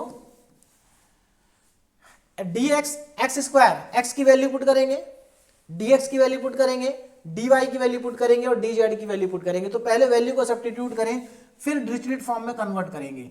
तो देखो ट्रिपल इंटीग्रल एक्स स्क्वायर कितना होगा, देखो x अगर ए यू है तो x square a square u square हो जाएगा, ए स्क्वायर यू स्क्वायर। ध्यान दीजिएगा, ए स्क्वायर यू स्क्वायर। अगर x की वैल्यू ए यू है तो एक्स स्क्वायर की value a square u square हो जाएगी। उसके बाद dx a d u, a d u, d y b d v और डी जेड सी डी डब्ल्यू, ये हमारे पास वैल्यूज आ जाएंगे। सारी वैल्यूज मैंने सब्स्टिट्यूट कर दी हैं। अब यहां से हमें वॉल्यूम मिल जाएगा। चलिए पहले कांस्टेंट को बाहर निकाल लेते हैं। देखो कांस्टेंट ए स्क्वायर ए 3 बार आ रहा है, ए क्यूब बाहर आ जाएगा, बी बाहर आएगा और सी बाहर आएगा, ठीक है ना। बचेगा क्या, triple integral u square d u d v and d डब्ल्यू, u square d u d v and d डब्ल्यू, ये हमारे पास बच जाएगा। अब यहां पर इसको डिरिचलेट इंटीग्रल के फॉर्मेट में कन्वर्ट कर देते हैं। देखिए जरा कितना आ जाएगा, a cube b c triple integral, देखो यू स्क्वायर लिखा है तो क्या मैं इसको u की पावर 3-1 लिख सकता हूं, क्योंकि मुझे l-1 बनाना है। अब यहां पर v नहीं है तो v की पावर 1-1 कर दो, w भी नहीं है तो w की पावर 1-1 कर दीजिए, है ना। और du dv एंड dw, ये हमारे पास बन गया डिरिचलेट इंटीग्रल का फॉर्मेट। अब यहां पर फॉर्मूला लगा दीजिए डिरिचलेट इंटीग्रल का। क्या फॉर्मूला होगा, जो कांस्टेंट है उसको तो बाहर ही रहने दो। फॉर्मूला देखिए क्या होगा, फॉर्मूला हमारे पास है गामा एल और गामा एल है हमारे पास इस बार 3 है, इंटू गामा वन क्योंकि m और n 1 है, अपॉन में गामा एल जो कि 3 है +1 एंड +1, ये हमारे पास आ जाएगा, ठीक है ना। ये हमारे पास आ जाएगा। हमसे क्या पूछा है, केवल वॉल्यूम पूछा है, तो चलिए यहीं पर कंप्लीट कर देते हैं इसको। देखिए तो यहां पर मैं बचा हुआ पार्ट लिख रहा हूं, जरा ध्यान से ध्यान दें यहां पर। देखिए कितना आ जाएगा, तो ये आ गया हमारे पास ए क्यूब बी सी, देखो यहां पर 3 गामा लिखा है, 3 गामा का मतलब 2 फैक्टोरियल है ना, 3 गामा का मतलब 2 फैक्टोरियल और 2 का मतलब होता है 2, तो 2 × 1। नीचे लिखा है 3 और 1 4 5 6, यानी कि गामा 6, और गामा 6 की वैल्यू होती है 5 फैक्टोरियल, तो ये आ जाएगा हमारे पास a cube b c into 2 upon 5 factorial, और 5 फैक्टोरियल का मतलब है 5 × 4 × 3 × 2 × 1, 2 से 2 कट गया, तो देखो कितना आ गया हमारे पास, तो वॉल्यूम आ गया हमारे पास a cube b C upon 5 4 20 60 आ गया, कितना आ गया 60। तो ये हमारा फाइनली इस क्वेश्चन का भी आंसर आ गया, ए क्यूब बी सी अपॉन 60, ए क्यूब बी सी अपॉन 60। तो ये हमारा इस क्वेश्चन का आंसर है ना। तो इजी क्वेश्चन था। तो देखो मैंने यहाँ पर आपको 4 क्वेश्चन करा दिए है ना, और लगभग हर टाइप का क्वेश्चन यहाँ पर कवर हो गया। अगर आपको ये चारों समझ में आ गए हैं तो आप डिरिचलेट इंटीग्रल का कोई भी क्वेश्चन सॉल्व कर सकते हैं। तो यहाँ पर हमारा ये डिरिचलेट इंटीग्रल वाला पार्ट कंप्लीट हो गया। अब यहाँ पर डिरिचलेट इंटीग्रल के कुछ क्वेश्चन आपके लिए प्रैक्टिस क्वेश्चन है। देखिए यहाँ पर क्या, apply Dirichlet integral to find the volume of octant of the sphere. ये एक स्फीयर की इक्वेशन है। इस स्फीयर का आपको एक पॉजिटिव ऑक्टेंट का वॉल्यूम निकालना है, मतलब डिरिचलेट इंटीग्रल लगाना है। तो देखिए अगर ऐसा मत सोचना कि ऐसा क्वेश्चन तो मैंने कोई कराया नहीं है। देखो यहाँ पर मैंने क्या कहा, ऐसा क्वेश्चन एज इट इज हम कर चुके हैं। देखो जरा x² y² z² है, इसको आप कैसे लिखेंगे, जरा जल्दी से देखें, करा नहीं रहा हूं, केवल एक बात ध्यान दीजिए। x², देखो 25 को नीचे ले आओ, x²/25 plus y²/25 plus z²/25 और लेस देन इक्वल टू 1 लिख सकते हैं। ऐसा क्यों किया, क्योंकि आपको उधर 1 करना पड़ेगा, पहले उधर क्या करना पड़ेगा आपको 1, और फिर इसको आप क्या लिख सकते हैं, x², आप चाहे तो इसको ऐसा भी लिख सकते हैं y²/5² और z²/5² less than equal to 1। ठीक है, ये कंडीशन है। अब अगर आप ध्यान दो, देखो अगर आप ध्यान दो तो ये ऐसा क्वेश्चन बिल्कुल एज इट इज क्वेश्चन हम कर चुके हैं। कहां गया, ये रहा, यही तो है। देखो जरा वहां पर, यहां पर a² b² c², वहां 5² है, 5², यानी कि abc की वैल्यू वहां 5 है। तो अगर आप इसमें एबीसी की वैल्यू 5 है, अगर आप इसी क्वेश्चन में एबीसी की जगह 5 रख देंगे ना, कहाँ गया, ये रहा, एबीसी की जगह 5 रख दो, तो 5 इंटू 5 इंटू 5 125। इसका आंसर जो क्वेश्चन मैंने आपको दिया अभी प्रैक्टिस में, उसका आंसर 125 पाई अपॉन 6 ही आएगा। यानी कि एज इट इज, मतलब बिल्कुल उसी के जैसा क्वेश्चन है। अगर आप देखें, देखने में अलग लग रहा है लेकिन एज इट इज क्वेश्चन वही है। ये बल्कि और आसान हो जाएगा क्योंकि यहां पर आपको एबीसी की वैल्यू पता है 5 है। ठीक है, तो ये प्रैक्टिस क्वेश्चन है, आप कर लेना। ये भी प्रैक्टिस क्वेश्चन है। देखो, find the mass of the solid. देखिए यहां पर इक्वेशन थोड़ा सा अलग लग रही है देखने में, लेकिन कुछ भी अलग नहीं है। आप क्या करेंगे, इसको, ये वाला जो पार्ट है इसको u मान लेंगे, इस वाले पार्ट को v मान लेंगे और इस वाले पार्ट को w मान लेंगे। उसके बाद यहां से x निकालेंगे, p उधर जाएगा तो पावर 1/p हो जाएगा।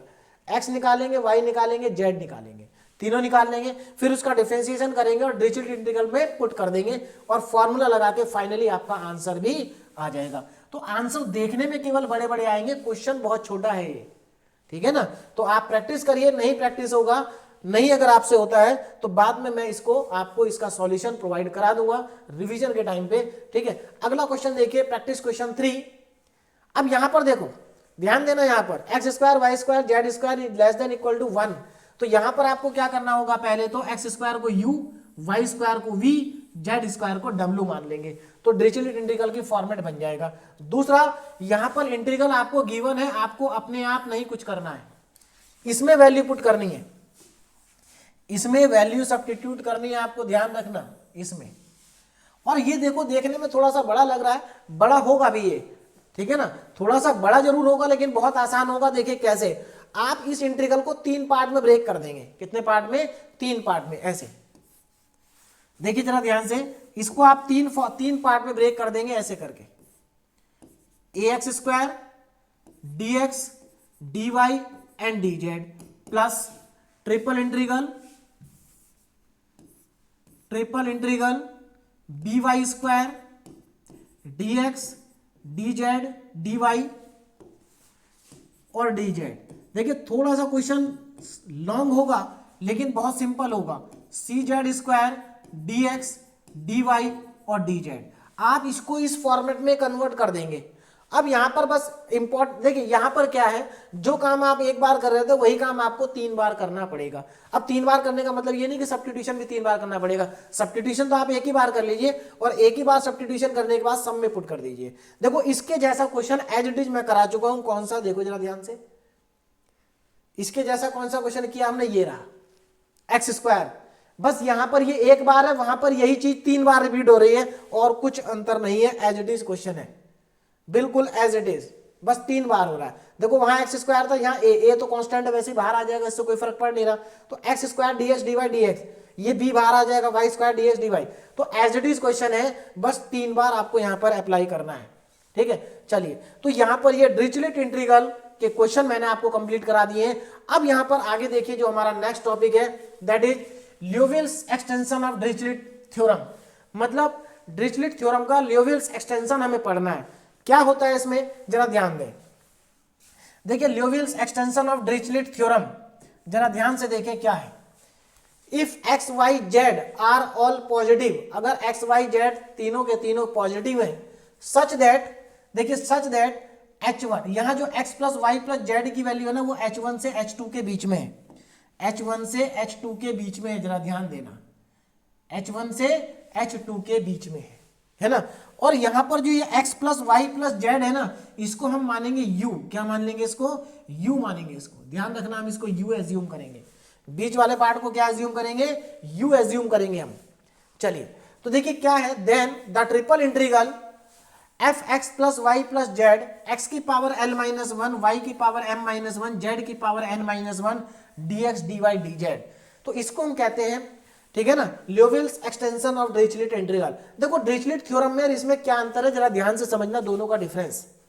देखो ये वाला पार्ट अगर आप ध्यान से देखें तो ये पार्ट तो वहां पर भी आ रहा था भाई, ये पार्ट तो डिरिचलेट इंटीग्रल में भी था ना, और केवल इतना ही पार्ट था।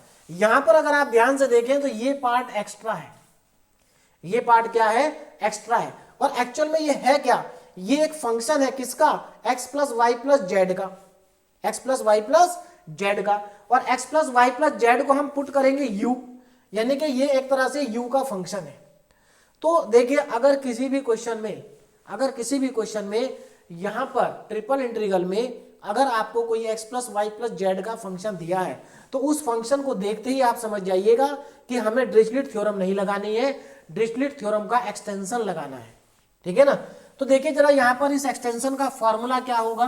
तो देखिए कुछ पार्ट तो डिरिचलेट इंटीग्रल का ही होगा। देखिए कैसे, ध्यान देना जरा। फॉर्मूला देखें क्या होगा, गामा एल से ही शुरू करते हैं। गामा एल प्लस, देखिए gamma l, gamma m, gamma n upon gamma l plus m plus n. जरा ध्यान देना यहां पर +1 नहीं आएगा। ठीक है ना। देखिए वहां पर डिरिचलेट इंटीग्रल में +1 आता था यहां पर, लेकिन यहां पर +1 नहीं आएगा, पहली बात। और आगे देखो, अब इतना ही नहीं है, फॉर्मूला भी आगे भी है। देखिए क्या है आगे, अब यहां पर आप सिंगल इंटीग्रेशन लगाएंगे, सिंगल इंटीग्रेशन, और इसकी जो लिमिट लगाएंगे आप वो h1 से लेकर के h2 तक होगी। और h1 और h2 क्या है, h1 h2 ये x plus y plus z की वैल्यू किन दो चीज के बीच में है, वही h1 h2 है। तो x plus y plus z h1 से h2 के बीच में, वही इसकी लिमिट बन जाएगी। ठीक है। और क्या आएगा यहां पर आपके पास आएगा fu, मतलब fu x plus y plus z का जो यहां फंक्शन दिया गया है ना, उस फंक्शन में x plus y plus z की जगह पर आप u पुट कर देंगे और u पुट करने के बाद यहां लिखेंगे। और क्या आएगा यहां पर, इनटू में u। अब देखिए u की पावर कितनी होगी, u की पावर यहां पर होगी l plus m plus n minus 1। देखिए फॉर्मूला जरूर बड़ा है, क्वेश्चन ये भी बहुत आसान होंगे। ठीक है ना। और इंपॉर्टेंट है, यहां से भी क्वेश्चन आता है यूनिवर्सिटी एग्जाम में। फॉर्मूला देखने में बड़ा लग रहा है लेकिन क्वेश्चन बहुत आसान होंगे। इनटू में du, तो ये हमारा ये है लिवलिन एक्सटेंशन ऑफ डिरिचलेट थ्योरम। ठीक है ना, ल्यूविल्स एक्सपेंशन ऑफ डिरिचलेट थ्योरम का ये हमारा फॉर्मूला है। ठीक है, मतलब एक तरह से एक्सटेंशन है और सिंपल है, इसको यूज करेंगे हम और क्वेश्चन को सॉल्व करेंगे। ठीक है ना। चलिए तो हम देखिए इस फॉर्मूले के डिरिचलेट थ्योरम का जो ये हमारा एक्सटेंशन है, इसके जितने भी क्वेश्चन होंगे उसको हम इस फॉर्मेट में कन्वर्ट करने की कोशिश करेंगे, है ना। इस फॉर्मेट में कन्वर्ट करेंगे और जब ये फॉर्मेट में कन्वर्ट हो जाएगा तो ये फॉर्मूला लगा के आंसर को कैलकुलेट कर लेंगे, है ना, आंसर को कैलकुलेट कर लेंगे। तो चलिए क्वेश्चन ही करते हैं, डायरेक्ट क्वेश्चन से समझ में आएगा कि एक्चुअल में हमें करना क्या है। देखिए तो यहां पर हमारे पास पहला क्वेश्चन आ गया, इवेल्युएट ट्रिपल इंटीग्रल e की power x plus y plus z dx dy dz taken over the positive octant. हमें पॉजिटिव ऑक्टेंट में ही निकालना है। किसमें निकालना है, पॉजिटिव ऑक्टेंट में निकालना है। Such that x plus y plus z less than equal to 1। तो यहां पर देखो x plus y plus z की जो वैल्यू है वो लेस देन इक्वल टू 1 है और बात हो रही है पॉजिटिव ऑक्टेंट की। इसका मतलब ये हुआ पॉजिटिव ऑक्टेंट में x y z की जो वैल्यू होगी वो 0 या 0 से बड़ी ही होगी, 0 से छोटी तो नहीं हो सकती, है ना। इसका मतलब ये हुआ कि इन तीनों का सम अगर 1 से छोटा है तो 100% 0 के इक्वल होगा या 0 से बड़ा होगा। ठीक है ना, 0 के इक्वल होगा या 0 से बड़ा होगा। तो अब जरा ध्यान देंगे, यहां पर बात हो रही है पॉजिटिव ऑक्टेंट की। तो देखिए for positive octant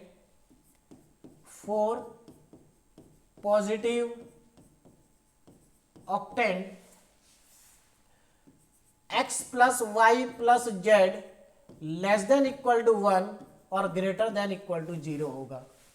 less than equal to 1 और greater than, sorry, less than equal to 1 और ग्रेटर देन इक्वल टू क्या होगा, 0 होगा। अब जरा यहां पर ध्यान दें, आगे देखो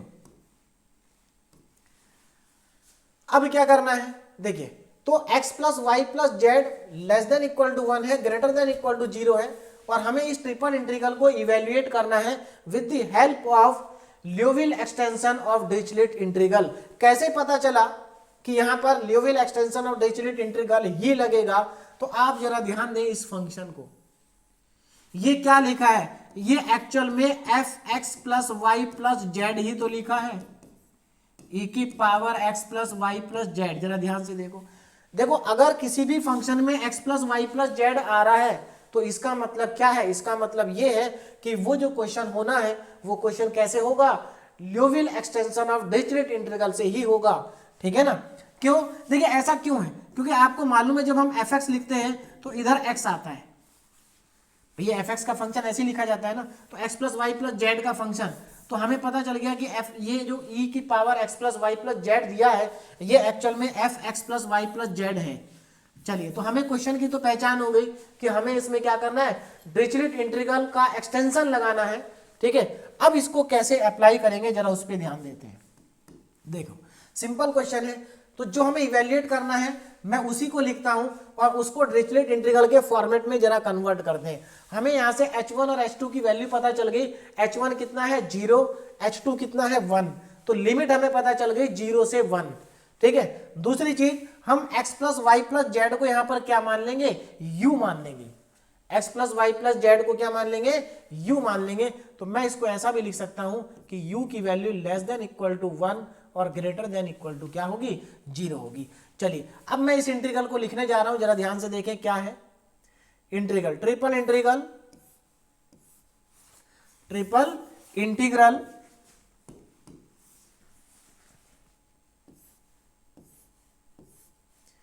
ई की power x plus y plus z d x d y and d z, ये हमें दिया है, ठीक है ना। अब चलिए इसको देखिए आगे बढ़ाते हैं, कितना आएगा ये देखें जरा ध्यान से। देखो e की power x plus y plus z यहां पर आ गया, dx dy और dz भी हमारे पास आ गया। अब क्या करेंगे, कैसे इसको सॉल्व करेंगे जरा ध्यान से देखें। सबसे पहले हमें जो यहां पर फॉर्मूला दिया है उसमें f x plus y plus z x की पावर ये बनाना पड़ेगा हमें, ये इसको बनाते हैं, ध्यान दीजिए जरा कैसे बनेगा। देखो तो यहां पर आप ध्यान दीजिए, देखो हाँ यहां पर हमारे पास एक्स वाई जेड नहीं है। दूसरी चीज, यहां पर हमें यूवी डब्ल्यू को पुट करने की जरूरत नहीं पड़ेगी, देखिए यूवी डब्ल्यू को पुट करने की जरूरत नहीं पड़ेगी, यूवी डब्ल्यू को तभी पुट करेंगे जब x square y square z square ये टर्म्स आ रही हो। तो यहां पर तो स्टैंडर्ड कंडीशन है, तो यूवी को पुट नहीं करना है। तो देखो सिंपली मैं इसको कैसे कन्वर्ट करूंगा, ट्रिपल इंटीग्रल ई की power x plus y plus z, यहां पर एक्स नहीं है तो एक्स को लिख देते हैं पावर 1 माइनस 1, y की पावर 1 माइनस 1, जेड की power 1 minus 1, d x d y and d z, ये हमने यहां पर लिख दिया। चलिए अब देखें यहां पर अगला स्टेप क्या आएगा। देखो क्या ये स्टैंडर्ड फॉर्म में कन्वर्ट हो गया, देखो triple integral f x y z आ गया, एफ एक्स वाई जेड पहले से इसमें दिया ही है। देखो ये एफ एक्स वाई जेड है, ध्यान देना ये एफ एक्स वाई जेड है, x की पावर l माइनस 1, वाई की पावर l माइनस 1, जेड की पावर l माइनस 1, ये भी हमारे पास आ ही चुका है, dx dy dz भी आ चुका है, यानी कि ये एक्सटेंशन हमारा स्टैंडर्ड फॉर्म में आ गया। अब हम फॉर्मूला अप्लाई कर सकते हैं। तो अगर मैं यहाँ पर फॉर्मूला अप्लाई करूँ तो देखिए जरा कितना आएगा, इक्वल टू में, अब मैं यहाँ पर फॉर्मूला अप्लाई कर रहा हूँ, जरा ध्यान से देखना, ये रहा हमारा formula gamma l m n. तो देखो यहां पर L कितना है 1, M भी 1, N भी 1, तो यहां पर गामा 1 गामा 1 अपॉन में gamma 1 plus 1 plus 1 L plus M plus N। देखो यहां 4 बार 1 नहीं आएगा, ध्यान रखना, गलत नहीं कर देना है। डिरिचलेट इंटीग्रल में 4 बार आता था। अब यहां पर इंटीग्रेशन हमारा होगा 0 से 1 तक, 0 से 1 तक लिमिट हमें पता चल गई, h1 से h2 क्या है 0 से 1, और यहां पर एफ यू आता है, और एफ यू जरा ध्यान से देखें क्या है, यू क्या है x plus y plus z, तो एफ यू कितना हो जाएगा, एफ यू पर जरा ध्यान दें, एफ यू हो जाएगा ई की पावर यू। देखिए आप एफ यू क्या होगा, ये x plus y plus z की जगह जब आप यू पुट कर देंगे तो इसी को हम एफ यू बोलेंगे, ठीक है ना। तो ई की पावर यू इंटू यू की पावर, अब जरा फॉर्मूले में ध्यान देना, u की power l plus m plus n minus 1 है, तो यहां पर मैं l m n तीनों ही 1 है, तो 1 प्लस 1 माइनस 1 और du, ये मेरे पास यहां से आ जाएगा।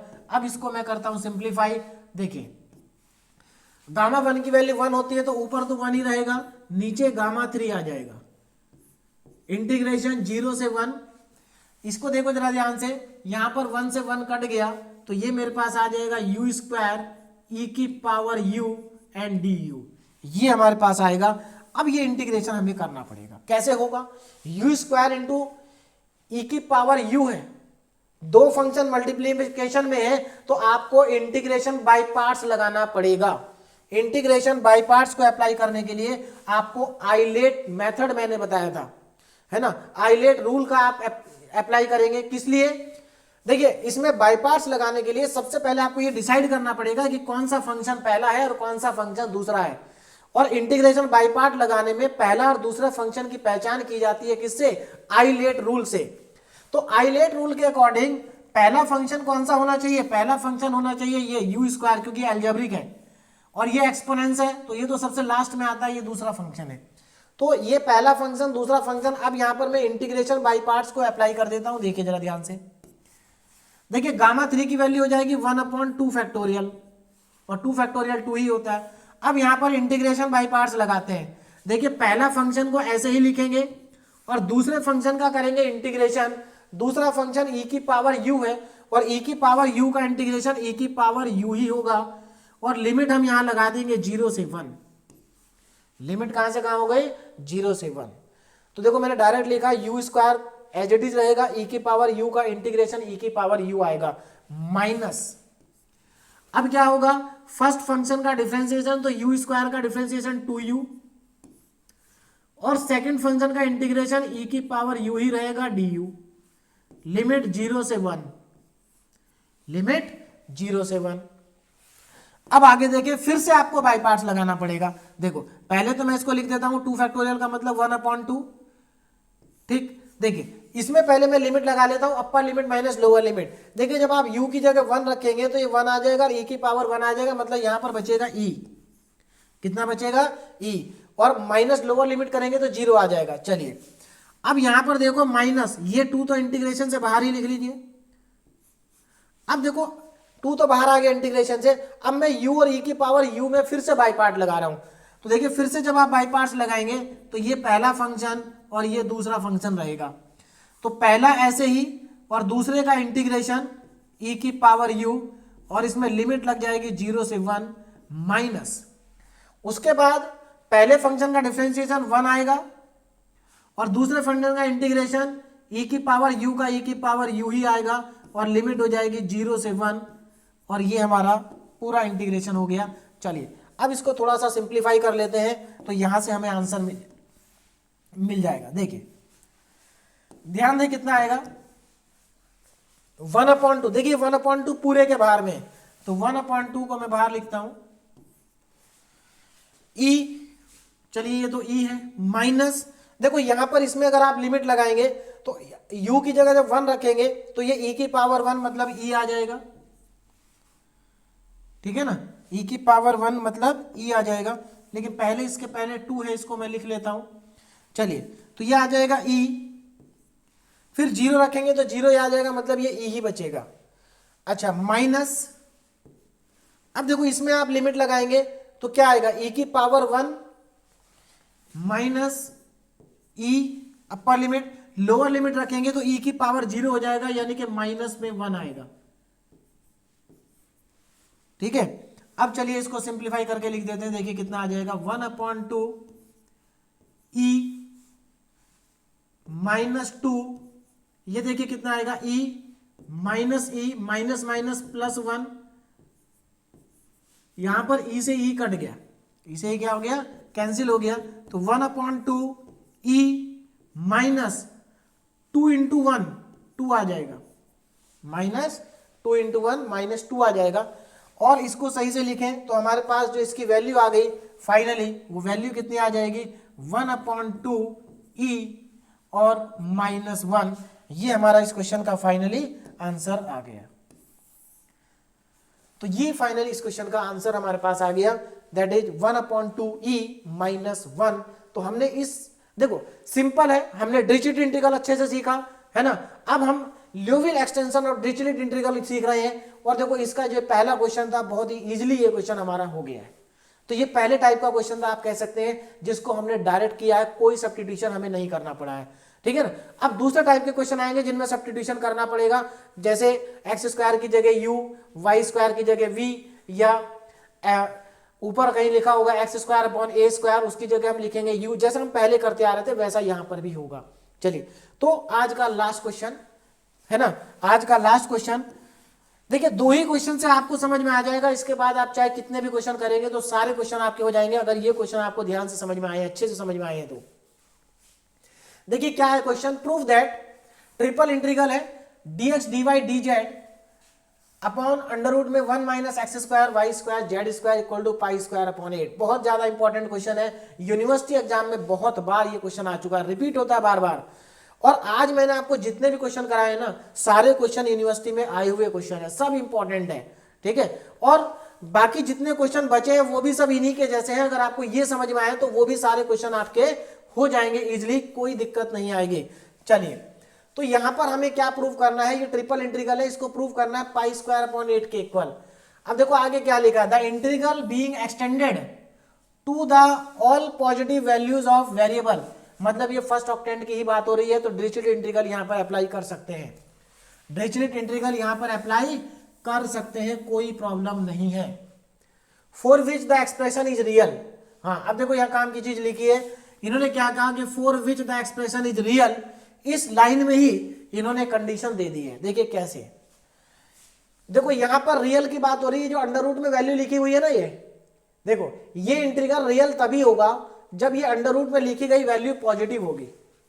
अगर अंडर रूट में लिखी गई वैल्यू पॉजिटिव होगी तभी ये इंटीग्रल क्या होगा, रियल होगा, वरना ये इंटीग्रल रियल नहीं होगा। जरा ध्यान से देखो, पहले मैं यहां पर इंटीग्रल ही लिख लेता हूं, ये देखो जो हमें प्रूफ करना है इंटीग्रल, देखिए क्या लिखा है, triple integral, triple integral dx dy and dz upon under root में 1 माइनस, देखो जरा इसको ध्यान से देखो, 1 minus x square minus y square minus z square is equal to pi square upon 8, ऐसा हमें प्रूव करना है। अच्छा इसमें एक चीज ध्यान देना, देखो ये इंटीग्रल रियल कब होगा, ये इंटीग्रल रियल तब होगा जब ये जो अंडर रूट में लिखी गई वैल्यू पॉजिटिव है, और ये अंडर रूट में लिखी गई वैल्यू पॉजिटिव कब होगी, जब ये जो 1 है ये इन तीनों से बड़ा होगा। मतलब इसको मैं ऐसे भी तो लिख सकता हूं, देखो जरा ध्यान से, triple integral dx dy and dz upon में अंडर रूट 1 माइनस, इसमें तो माइनस कॉमन ले लेते हैं, x square plus y square plus z square, ये आ जाएगा हमारे पास x square plus y square plus z square is equal to pi square upon 8। चलो अब देखो, अब यहां से शुरू करते हैं क्वेश्चन को। देखो पहली बात तो यहां पर हम बात कर रहे थे कि कैसे पहचानेंगे क्वेश्चन को कि ये हमारा डिरिचलेट इंटीग्रल है, किसके थ्रू, ल्यूविल एक्सटेंशन के थ्रू करना है इसको। देखिए कैसे, यहां पर एक्चुअल में x plus y plus z नहीं है, लेकिन x square plus y square plus z square है। तो जब हम एक्स स्क्वायर की जगह यू और वी, वाई स्क्वायर की जगह वी पुट करेंगे और जेड स्क्वायर की जगह डब्ल्यू पुट करेंगे तो यू प्लस वी प्लस डब्ल्यू की फॉर्मेट में ये आ जाएगा, ठीक है। यानी कि ये क्वेश्चन तो f x plus y plus z वाली फॉर्म का ही है, लेकिन कंडीशन कैसे निकल के आएगी यहां से वो जरा ध्यान देना। देखो यहां पर एक्चुअल में क्या है, ये इंटीग्रल क्वेश्चन में बोला है कि यहां पर जो एक्सप्रेशन है वो रियल होना चाहिए। ये एक्सप्रेशन रियल कब होगा, ये इंटीग्रल रियल कब होगा, जब हमारे पास इसकी जो वैल्यू है, ये इसकी जो वैल्यू है 1 से छोटी होगी। क्या होगी, 1 से छोटी, यानी कि the expression will be real. देखिए the expression is real if the expression is real if देखिए ये एक्सप्रेशन रियल होगा कब होगा, जरा ध्यान देना, if x square plus y square plus z square, x square plus y square plus z square, अगर ये value less than equal to 1 होगी तभी ये क्या होगा, रियल होगा, और ग्रेटर देन इक्वल टू 0 है ना, क्योंकि पॉजिटिव वैल्यू है तो ग्रेटर देन 0 होगी और लेस देन 1। तो देखो कंडीशन पता चल गई, क्या कंडीशन है कि x square plus y square plus z square की value less than equal to 1 और ग्रेटर देन इक्वल टू 0 होना चाहिए, तभी ये इंटीग्रल क्या होगा, रियल होगा, ठीक है ना, रियल होगा। अब यहाँ पर पहले इसको स्टैंडर्ड फॉर्म में कन्वर्ट करते हैं। स्टैंडर्ड फॉर्म में कन्वर्ट करने के लिए क्या करना है, जरा ध्यान देना इधर। देखो ये फिर से वही प्रॉब्लम आ गई कि x square y square z square आ रहा, तो यहां पर हमें फिर से पुट करना पड़ेगा जैसे हम डिरिचलेट इंटीग्रल में करते थे। देखो ज्यादा अंतर नहीं है डिरिचलेट में, इसमें put x square equal to u, है ना, y square is equal to v और z square is equal to डब्ल्यू। जेड स्क्वायर को मैंने पुट कर दिया डब्ल्यू। अब यहां पर जरा ध्यान देना, तो एक्स की वैल्यू कितनी आ गई, अंडर रूट यू, वाई की वैल्यू कितनी आ गई, अंडर रूट वी, और जेड की वैल्यू कितनी आ गई, अंडर रूट में डब्ल्यू। फिर यहां से हम dx निकालेंगे, तो dx कितना आ जाएगा, du upon two root u. भाई रूट यू का 1 अपॉन टू रूट यू होगा, फिर du भी आएगा। dy कितना होगा, dv upon two root v, और dz कितना होगा, dw अपॉन टू रूट डब्ल्यू। ये वैल्यूज मेरे पास आ जाएंगी, ठीक है। सच दैट कंडीशन क्या बन जाएगी, सच दैट, देखिए कंडीशन सच दैट, अब देखो ये जो कंडीशन हमारी बन गई, अगर मैं इसकी जगह सब्स्टिट्यूट कर दूं यू वी डब्ल्यू, such that u plus v plus W,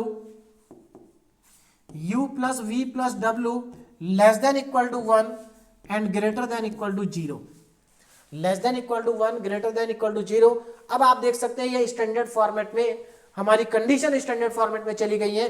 अब ये जो इंटीग्रल है इसको भी कन्वर्ट कर देते हैं। देखिए तो अब जो इंटीग्रल हमारे पास आएगा वो क्या होगा, देखिए ट्रिपल इंटीग्रल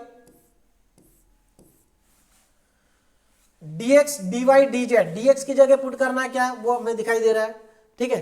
देखो यहां पर dx dy dz की वैल्यू पुट करेंगे, यहां नीचे देखिए पहले क्या आएगा, यहां पर अगर आप ध्यान दें, इसमें ध्यान दें, x square y square z square की जगह क्या आ जाएगा, u प्लस वी प्लस डब्ल्यू। तो यहां पर हमारे पास आएगा 1 अपॉन अंडर रूट में 1 minus u plus v plus डब्ल्यू, यू प्लस वी प्लस डब्ल्यू आ जाएगा। और dx dy dz की वैल्यू भी पुट कर देते हैं, जरा देखो कितनी आएगी, dx की value 1 upon two root u, यानी कि du upon two root u into dv upon two root v into dw upon two root w। ये हमारे पास आ जाएगा dx dy dz की वैल्यू। अब इसको बस हमें सिंप्लीफाई करना है और कुछ नहीं, ठीक है ना। इसको सिंप्लीफाई करेंगे तो हमारे पास इजीली यहां से इसका सॉल्यूशन भी हमें मिल जाएगा। चलिए देखिए जरा ध्यान से देखिए, क्या ये स्टैंडर्ड फॉर्म में आ गया है, देखिए स्टैंडर्ड फॉर्म में क्या हमारे पास ये आ गया है, स्टैंडर्ड फॉर्म में हमारी क्या थी, देखिए ये स्टैंडर्ड फॉर्म थी, x की power l minus one, m minus one, z minus one, इस फॉर्मेट में हमें इसको लाना है। अब यहां पर ध्यान रखना एक्स वाई जेड नहीं है, यहां पर यू वी डब्ल्यू आ चुका है, यू वी डब्ल्यू। चलिए तो ये तो हमारा फंक्शन हो गया, एक्स वाई जेड की जगह जो फंक्शन होता था वो फंक्शन हो गया। अब यहां फंक्शन एक्स वाई जेड का नहीं है, यू वी डब्ल्यू का है। और यहां पर डी यू भी आ गया, डी वी भी आ गया, डी डब्ल्यू भी आ गया। अब देखो ये 2 2 8, 8 तो बाहर आ जाएगा, कांस्टेंट है, तो पहले तो मैं ट्रिपल इंटीग्रल से 8 को बाहर कर देता हूं, 1 अपॉन 8, 1 अपॉन 8, जरा ध्यान से देखें 1 अपॉन 8 आ गया बाहर, ट्रिपल इंटीग्रल, हाँ ट्रिपल इंटीग्रल। चलिए अब यहां पर d u d v d डब्ल्यू भी है हमारे पास, लेकिन उससे पहले देखो ये जो रूट यू है जब ऊपर जाएगा तो इसकी पावर यू की पावर -1/2 हो जाएगी। जब ये रूट वी ऊपर जाएगा तो इसकी पावर -1/2, क्योंकि नीचे सबकी पावर +1/2 है तो ऊपर जाके सबकी पावर -1/2 हो जाएगी। तो यानी कि u की पावर -1/2, v की पावर -1/2, w की पावर -1/2, और डिवाइड में आ जाएगा अंडर रूट में 1 minus u plus v plus डब्ल्यू, u प्लस वी प्लस डब्ल्यू, ये लीजिए u प्लस वी प्लस डब्ल्यू, और डी यू डी वी और डी डब्ल्यू, d u d v and d डब्ल्यू, d u d v and d डब्ल्यू। अब जरा देखो क्या कन्वर्जन हो गया है। देखिए कन्वर्जन तो हो गया, लेकिन अभी L minus one, M minus one, N minus one लिखना बाकी रह गया है, तो उसको भी लिख ही देते हैं जल्दी से। देखिए तो 1/8 ट्रिपल इंटीग्रल, हाँ इसको क्या लिखूं मैं, देखिए -1/2 कब आएगा, L माइनस वन बनाना है, L माइनस वन बनाना है, तो 1/2 में से -1 कर दो तो -1/2 ही बचता है। तो यानी कि मुझे यहां पर क्या करना पड़ेगा, 1/2 में से माइनस करना पड़ेगा 1 को, फिर v थोड़ा नीचे लिखता हूं, देखिए 1/8,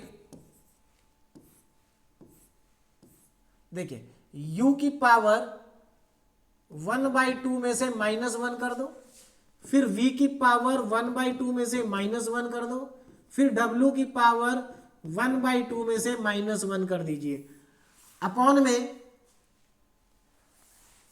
अंडर रूट में 1 minus u plus v plus w आ जाएगा, और यहां du, dv एंड dw आ जाएगा।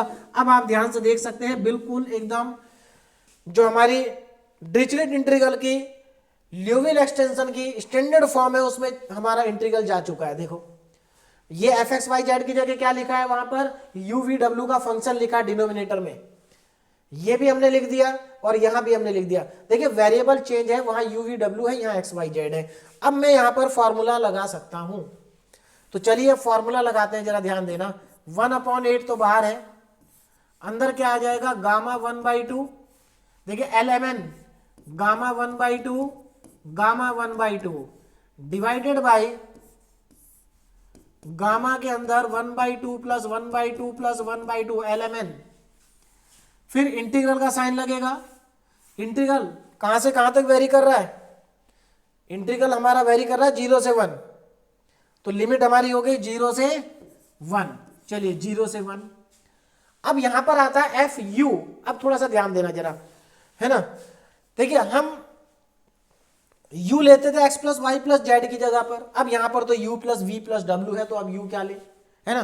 तो देखो दो तरीके हैं, या तो आप u प्लस वी प्लस डब्ल्यू को u लिख दीजिए, कोई प्रॉब्लम नहीं है, आंसर पे कोई फर्क नहीं पड़ेगा, या फिर दूसरा तरीका ये है कि कोई और वेरिएबल मान लीजिए, भाई u की जगह h मान लीजिए, है ना, u की जगह h मान लीजिए, या फिर u प्लस वी प्लस डब्ल्यू की जगह u ही लिख दीजिए, आपकी मर्जी है, जो आप करना चाहें, दोनों तरीके से हो सकता है। तो 0 से 1 लिमिट हो गई हमारे पास, यहां पर FU आता था, तो इस बार FU की जगह पर आप चाहें तो क्या लिख सकते हैं, देखिए FU की जगह पर आप चाहें तो FH लिख सकते हैं।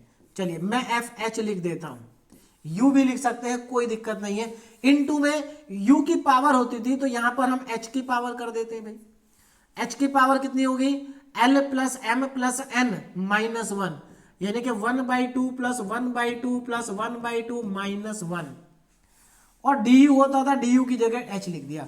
देखिए मैंने क्या किया, u की जगह पर h लिख दिया। क्यों लिख दिया, क्योंकि कंफ्यूजन ना हो आपको कि sir u plus v plus डब्ल्यू की जगह आपने u क्यों लिख दिया, u प्लस वी प्लस डब्ल्यू u कैसे हो सकता है, ठीक है। तो देखिए लिख देंगे तो कोई फर्क नहीं पड़ेगा, आंसर पे कोई चेंज नहीं आएगा, आंसर आपका करेक्ट ही होगा।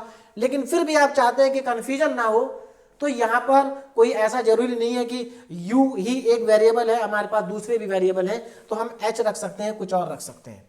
चलिए अब इसको सिंप्लीफाई करते हैं, जरा देखिए कितना आएगा। 1/8 यहां पर बाहर है, देखिए गामा 1/2 गामा 1/2 गामा 1/2 की वैल्यू आप जानते हैं रूट पाई होता है, तो रूट पाई 3 बार आ जाएगा, root pi and root pi divided by 1/2 gamma में 3/2 आएगा, गामा में 3/2। यहां पर लिमिट हमारे पास 0 से 1। अब देखो FH की वैल्यू कितनी होगी, FH की वैल्यू, तो आप क्या करेंगे, u प्लस वी प्लस डब्ल्यू की जगह h रख देंगे, तो देखिए FH की वैल्यू देखिए जरा क्या हो जाएगी, FH की वैल्यू यहां पर हमारे पास आएगी 1/√में 1 माइनस h, 1 माइनस h। क्यों, क्योंकि आप u प्लस वी प्लस डब्ल्यू की जगह h रख रहे हैं, तो ये 1 माइनस h हो जाएगा नीचे। तो यानी कि यहां पर हमारे पास FH की जगह क्या आ जाएगा, 1/√में 1 माइनस h आएगा, और h की पावर जरा कितनी हो जाएगी, देखो ये 3/2 हो जाएगा, 1/2 3/2 में से -1 कर दीजिए, तो ये 1/2 बचेगा। तो यहां पर h की पावर आ गई 1/2 एंड डी एच। चलिए और इसको आगे बढ़ाते हैं और इसको सिंप्लीफाई करते हैं, देखिए कितना आ जाएगा। ध्यान दें, तो इसको और आगे बढ़ाएं तो देखिए कितना आएगा। यहां पर 1/8 तो बाहर है हमारे पास, 1/8 बाहर है।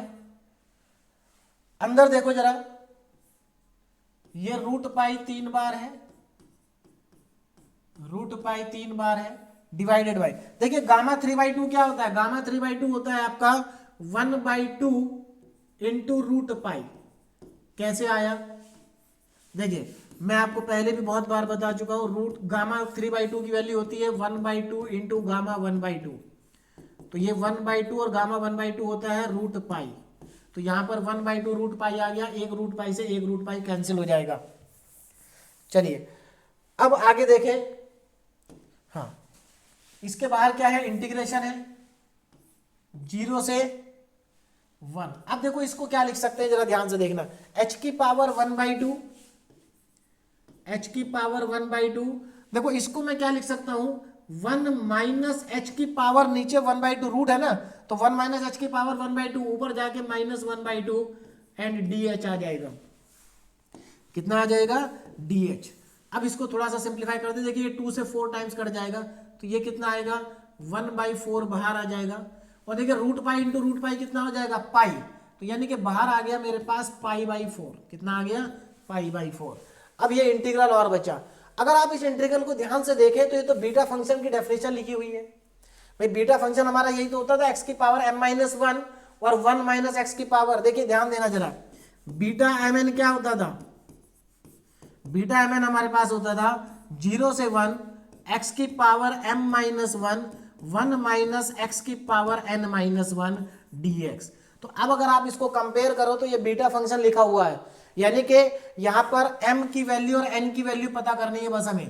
तो थोड़ा सा इसको मैं सही से लिख लेता हूं, देखो जरा 0 से 1, देखो h की पावर 1/2 आना चाहिए। कैसे आएगा h की पावर 1/2, मुझे m-1 की फॉर्म में लिखना है। तो मैं किस चीज में से -1 करूं कि मेरे को 1/2 बच जाए। देखो अगर आप 3/2 में से -1 करते हैं तो 1/2 बचेगा, यानी कि आप 1/2 की जगह 3/2 -1 लिख सकते हैं। लिख क्यों रहे हैं, लिख इसलिए रहे हैं क्योंकि मुझे x की पावर m-1 चाहिए बीटा फंक्शन बनाने के लिए। तो यहां पर मैं h की पावर 3/2 -1 लिखूंगा। उसके बाद 1 माइनस एच की पावर, देखो जरा वहां -1/2 लिखा है, तो मैं ऐसा क्या लिखूं कि -1/2 आ जाए, -1 करके, है ना। देखो तो अगर आप 1/2 में से -1 करते हैं, 1/2 में से -1 करते हैं तो यही आएगा। तो यानी कि मैं यहां पर लिख देता हूं 1/2 -1। तो अब आप कंपेयर करोगे इसको और इसको, तो दोनों एज इट इज लिखा हुआ है।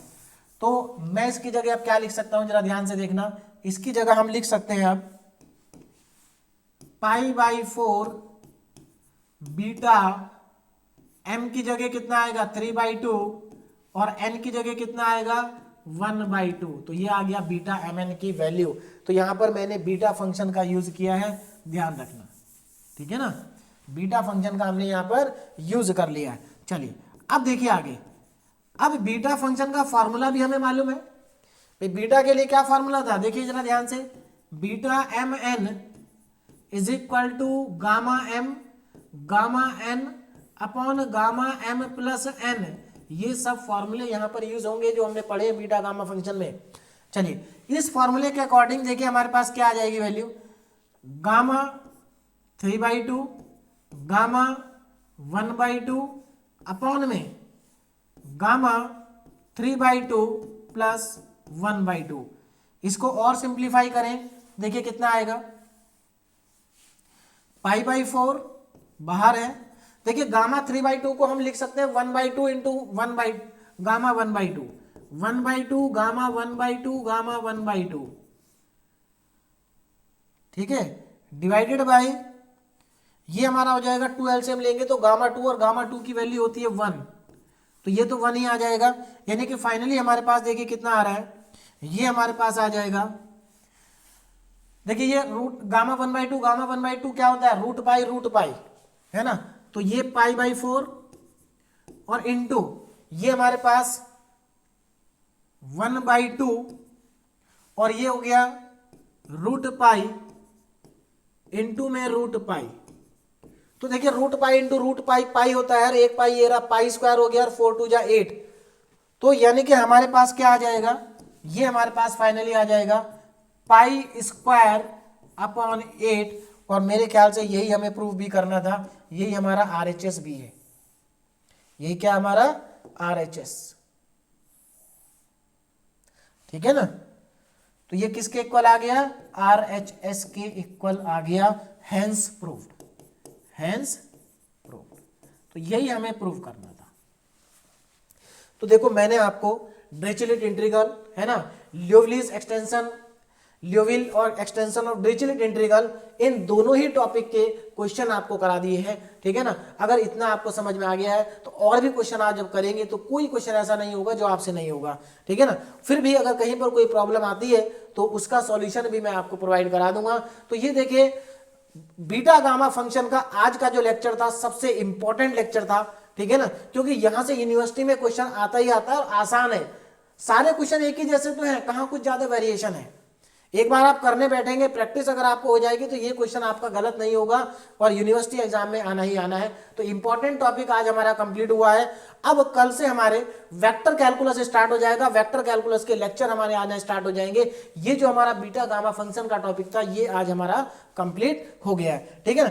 देखिए इसके ऊपर बेस्ड आपके लिए प्रैक्टिस के लिए भी क्वेश्चन है, बिल्कुल एज इट इज वैसा ही है। देखो यहाँ पर a स्क्वायर आ गया, वहां पर 1 था, तो ज्यादा अंतर नहीं है, एज इट इज क्वेश्चन है, बिल्कुल जैसे अभी अभी किया वैसा ही आप करेंगे तो इजीली आपसे कंप्लीट हो जाएगा, ठीक। तो यहां पर हमारा बीटा गामा फंक्शन कंप्लीट हो गया। अब आपकी बारी है, आप इसको प्रैक्टिस करें अच्छे से, है ना, और एग्जाम के लिए बढ़िया से तैयारी करें, ठीक। Okay, thank you so much.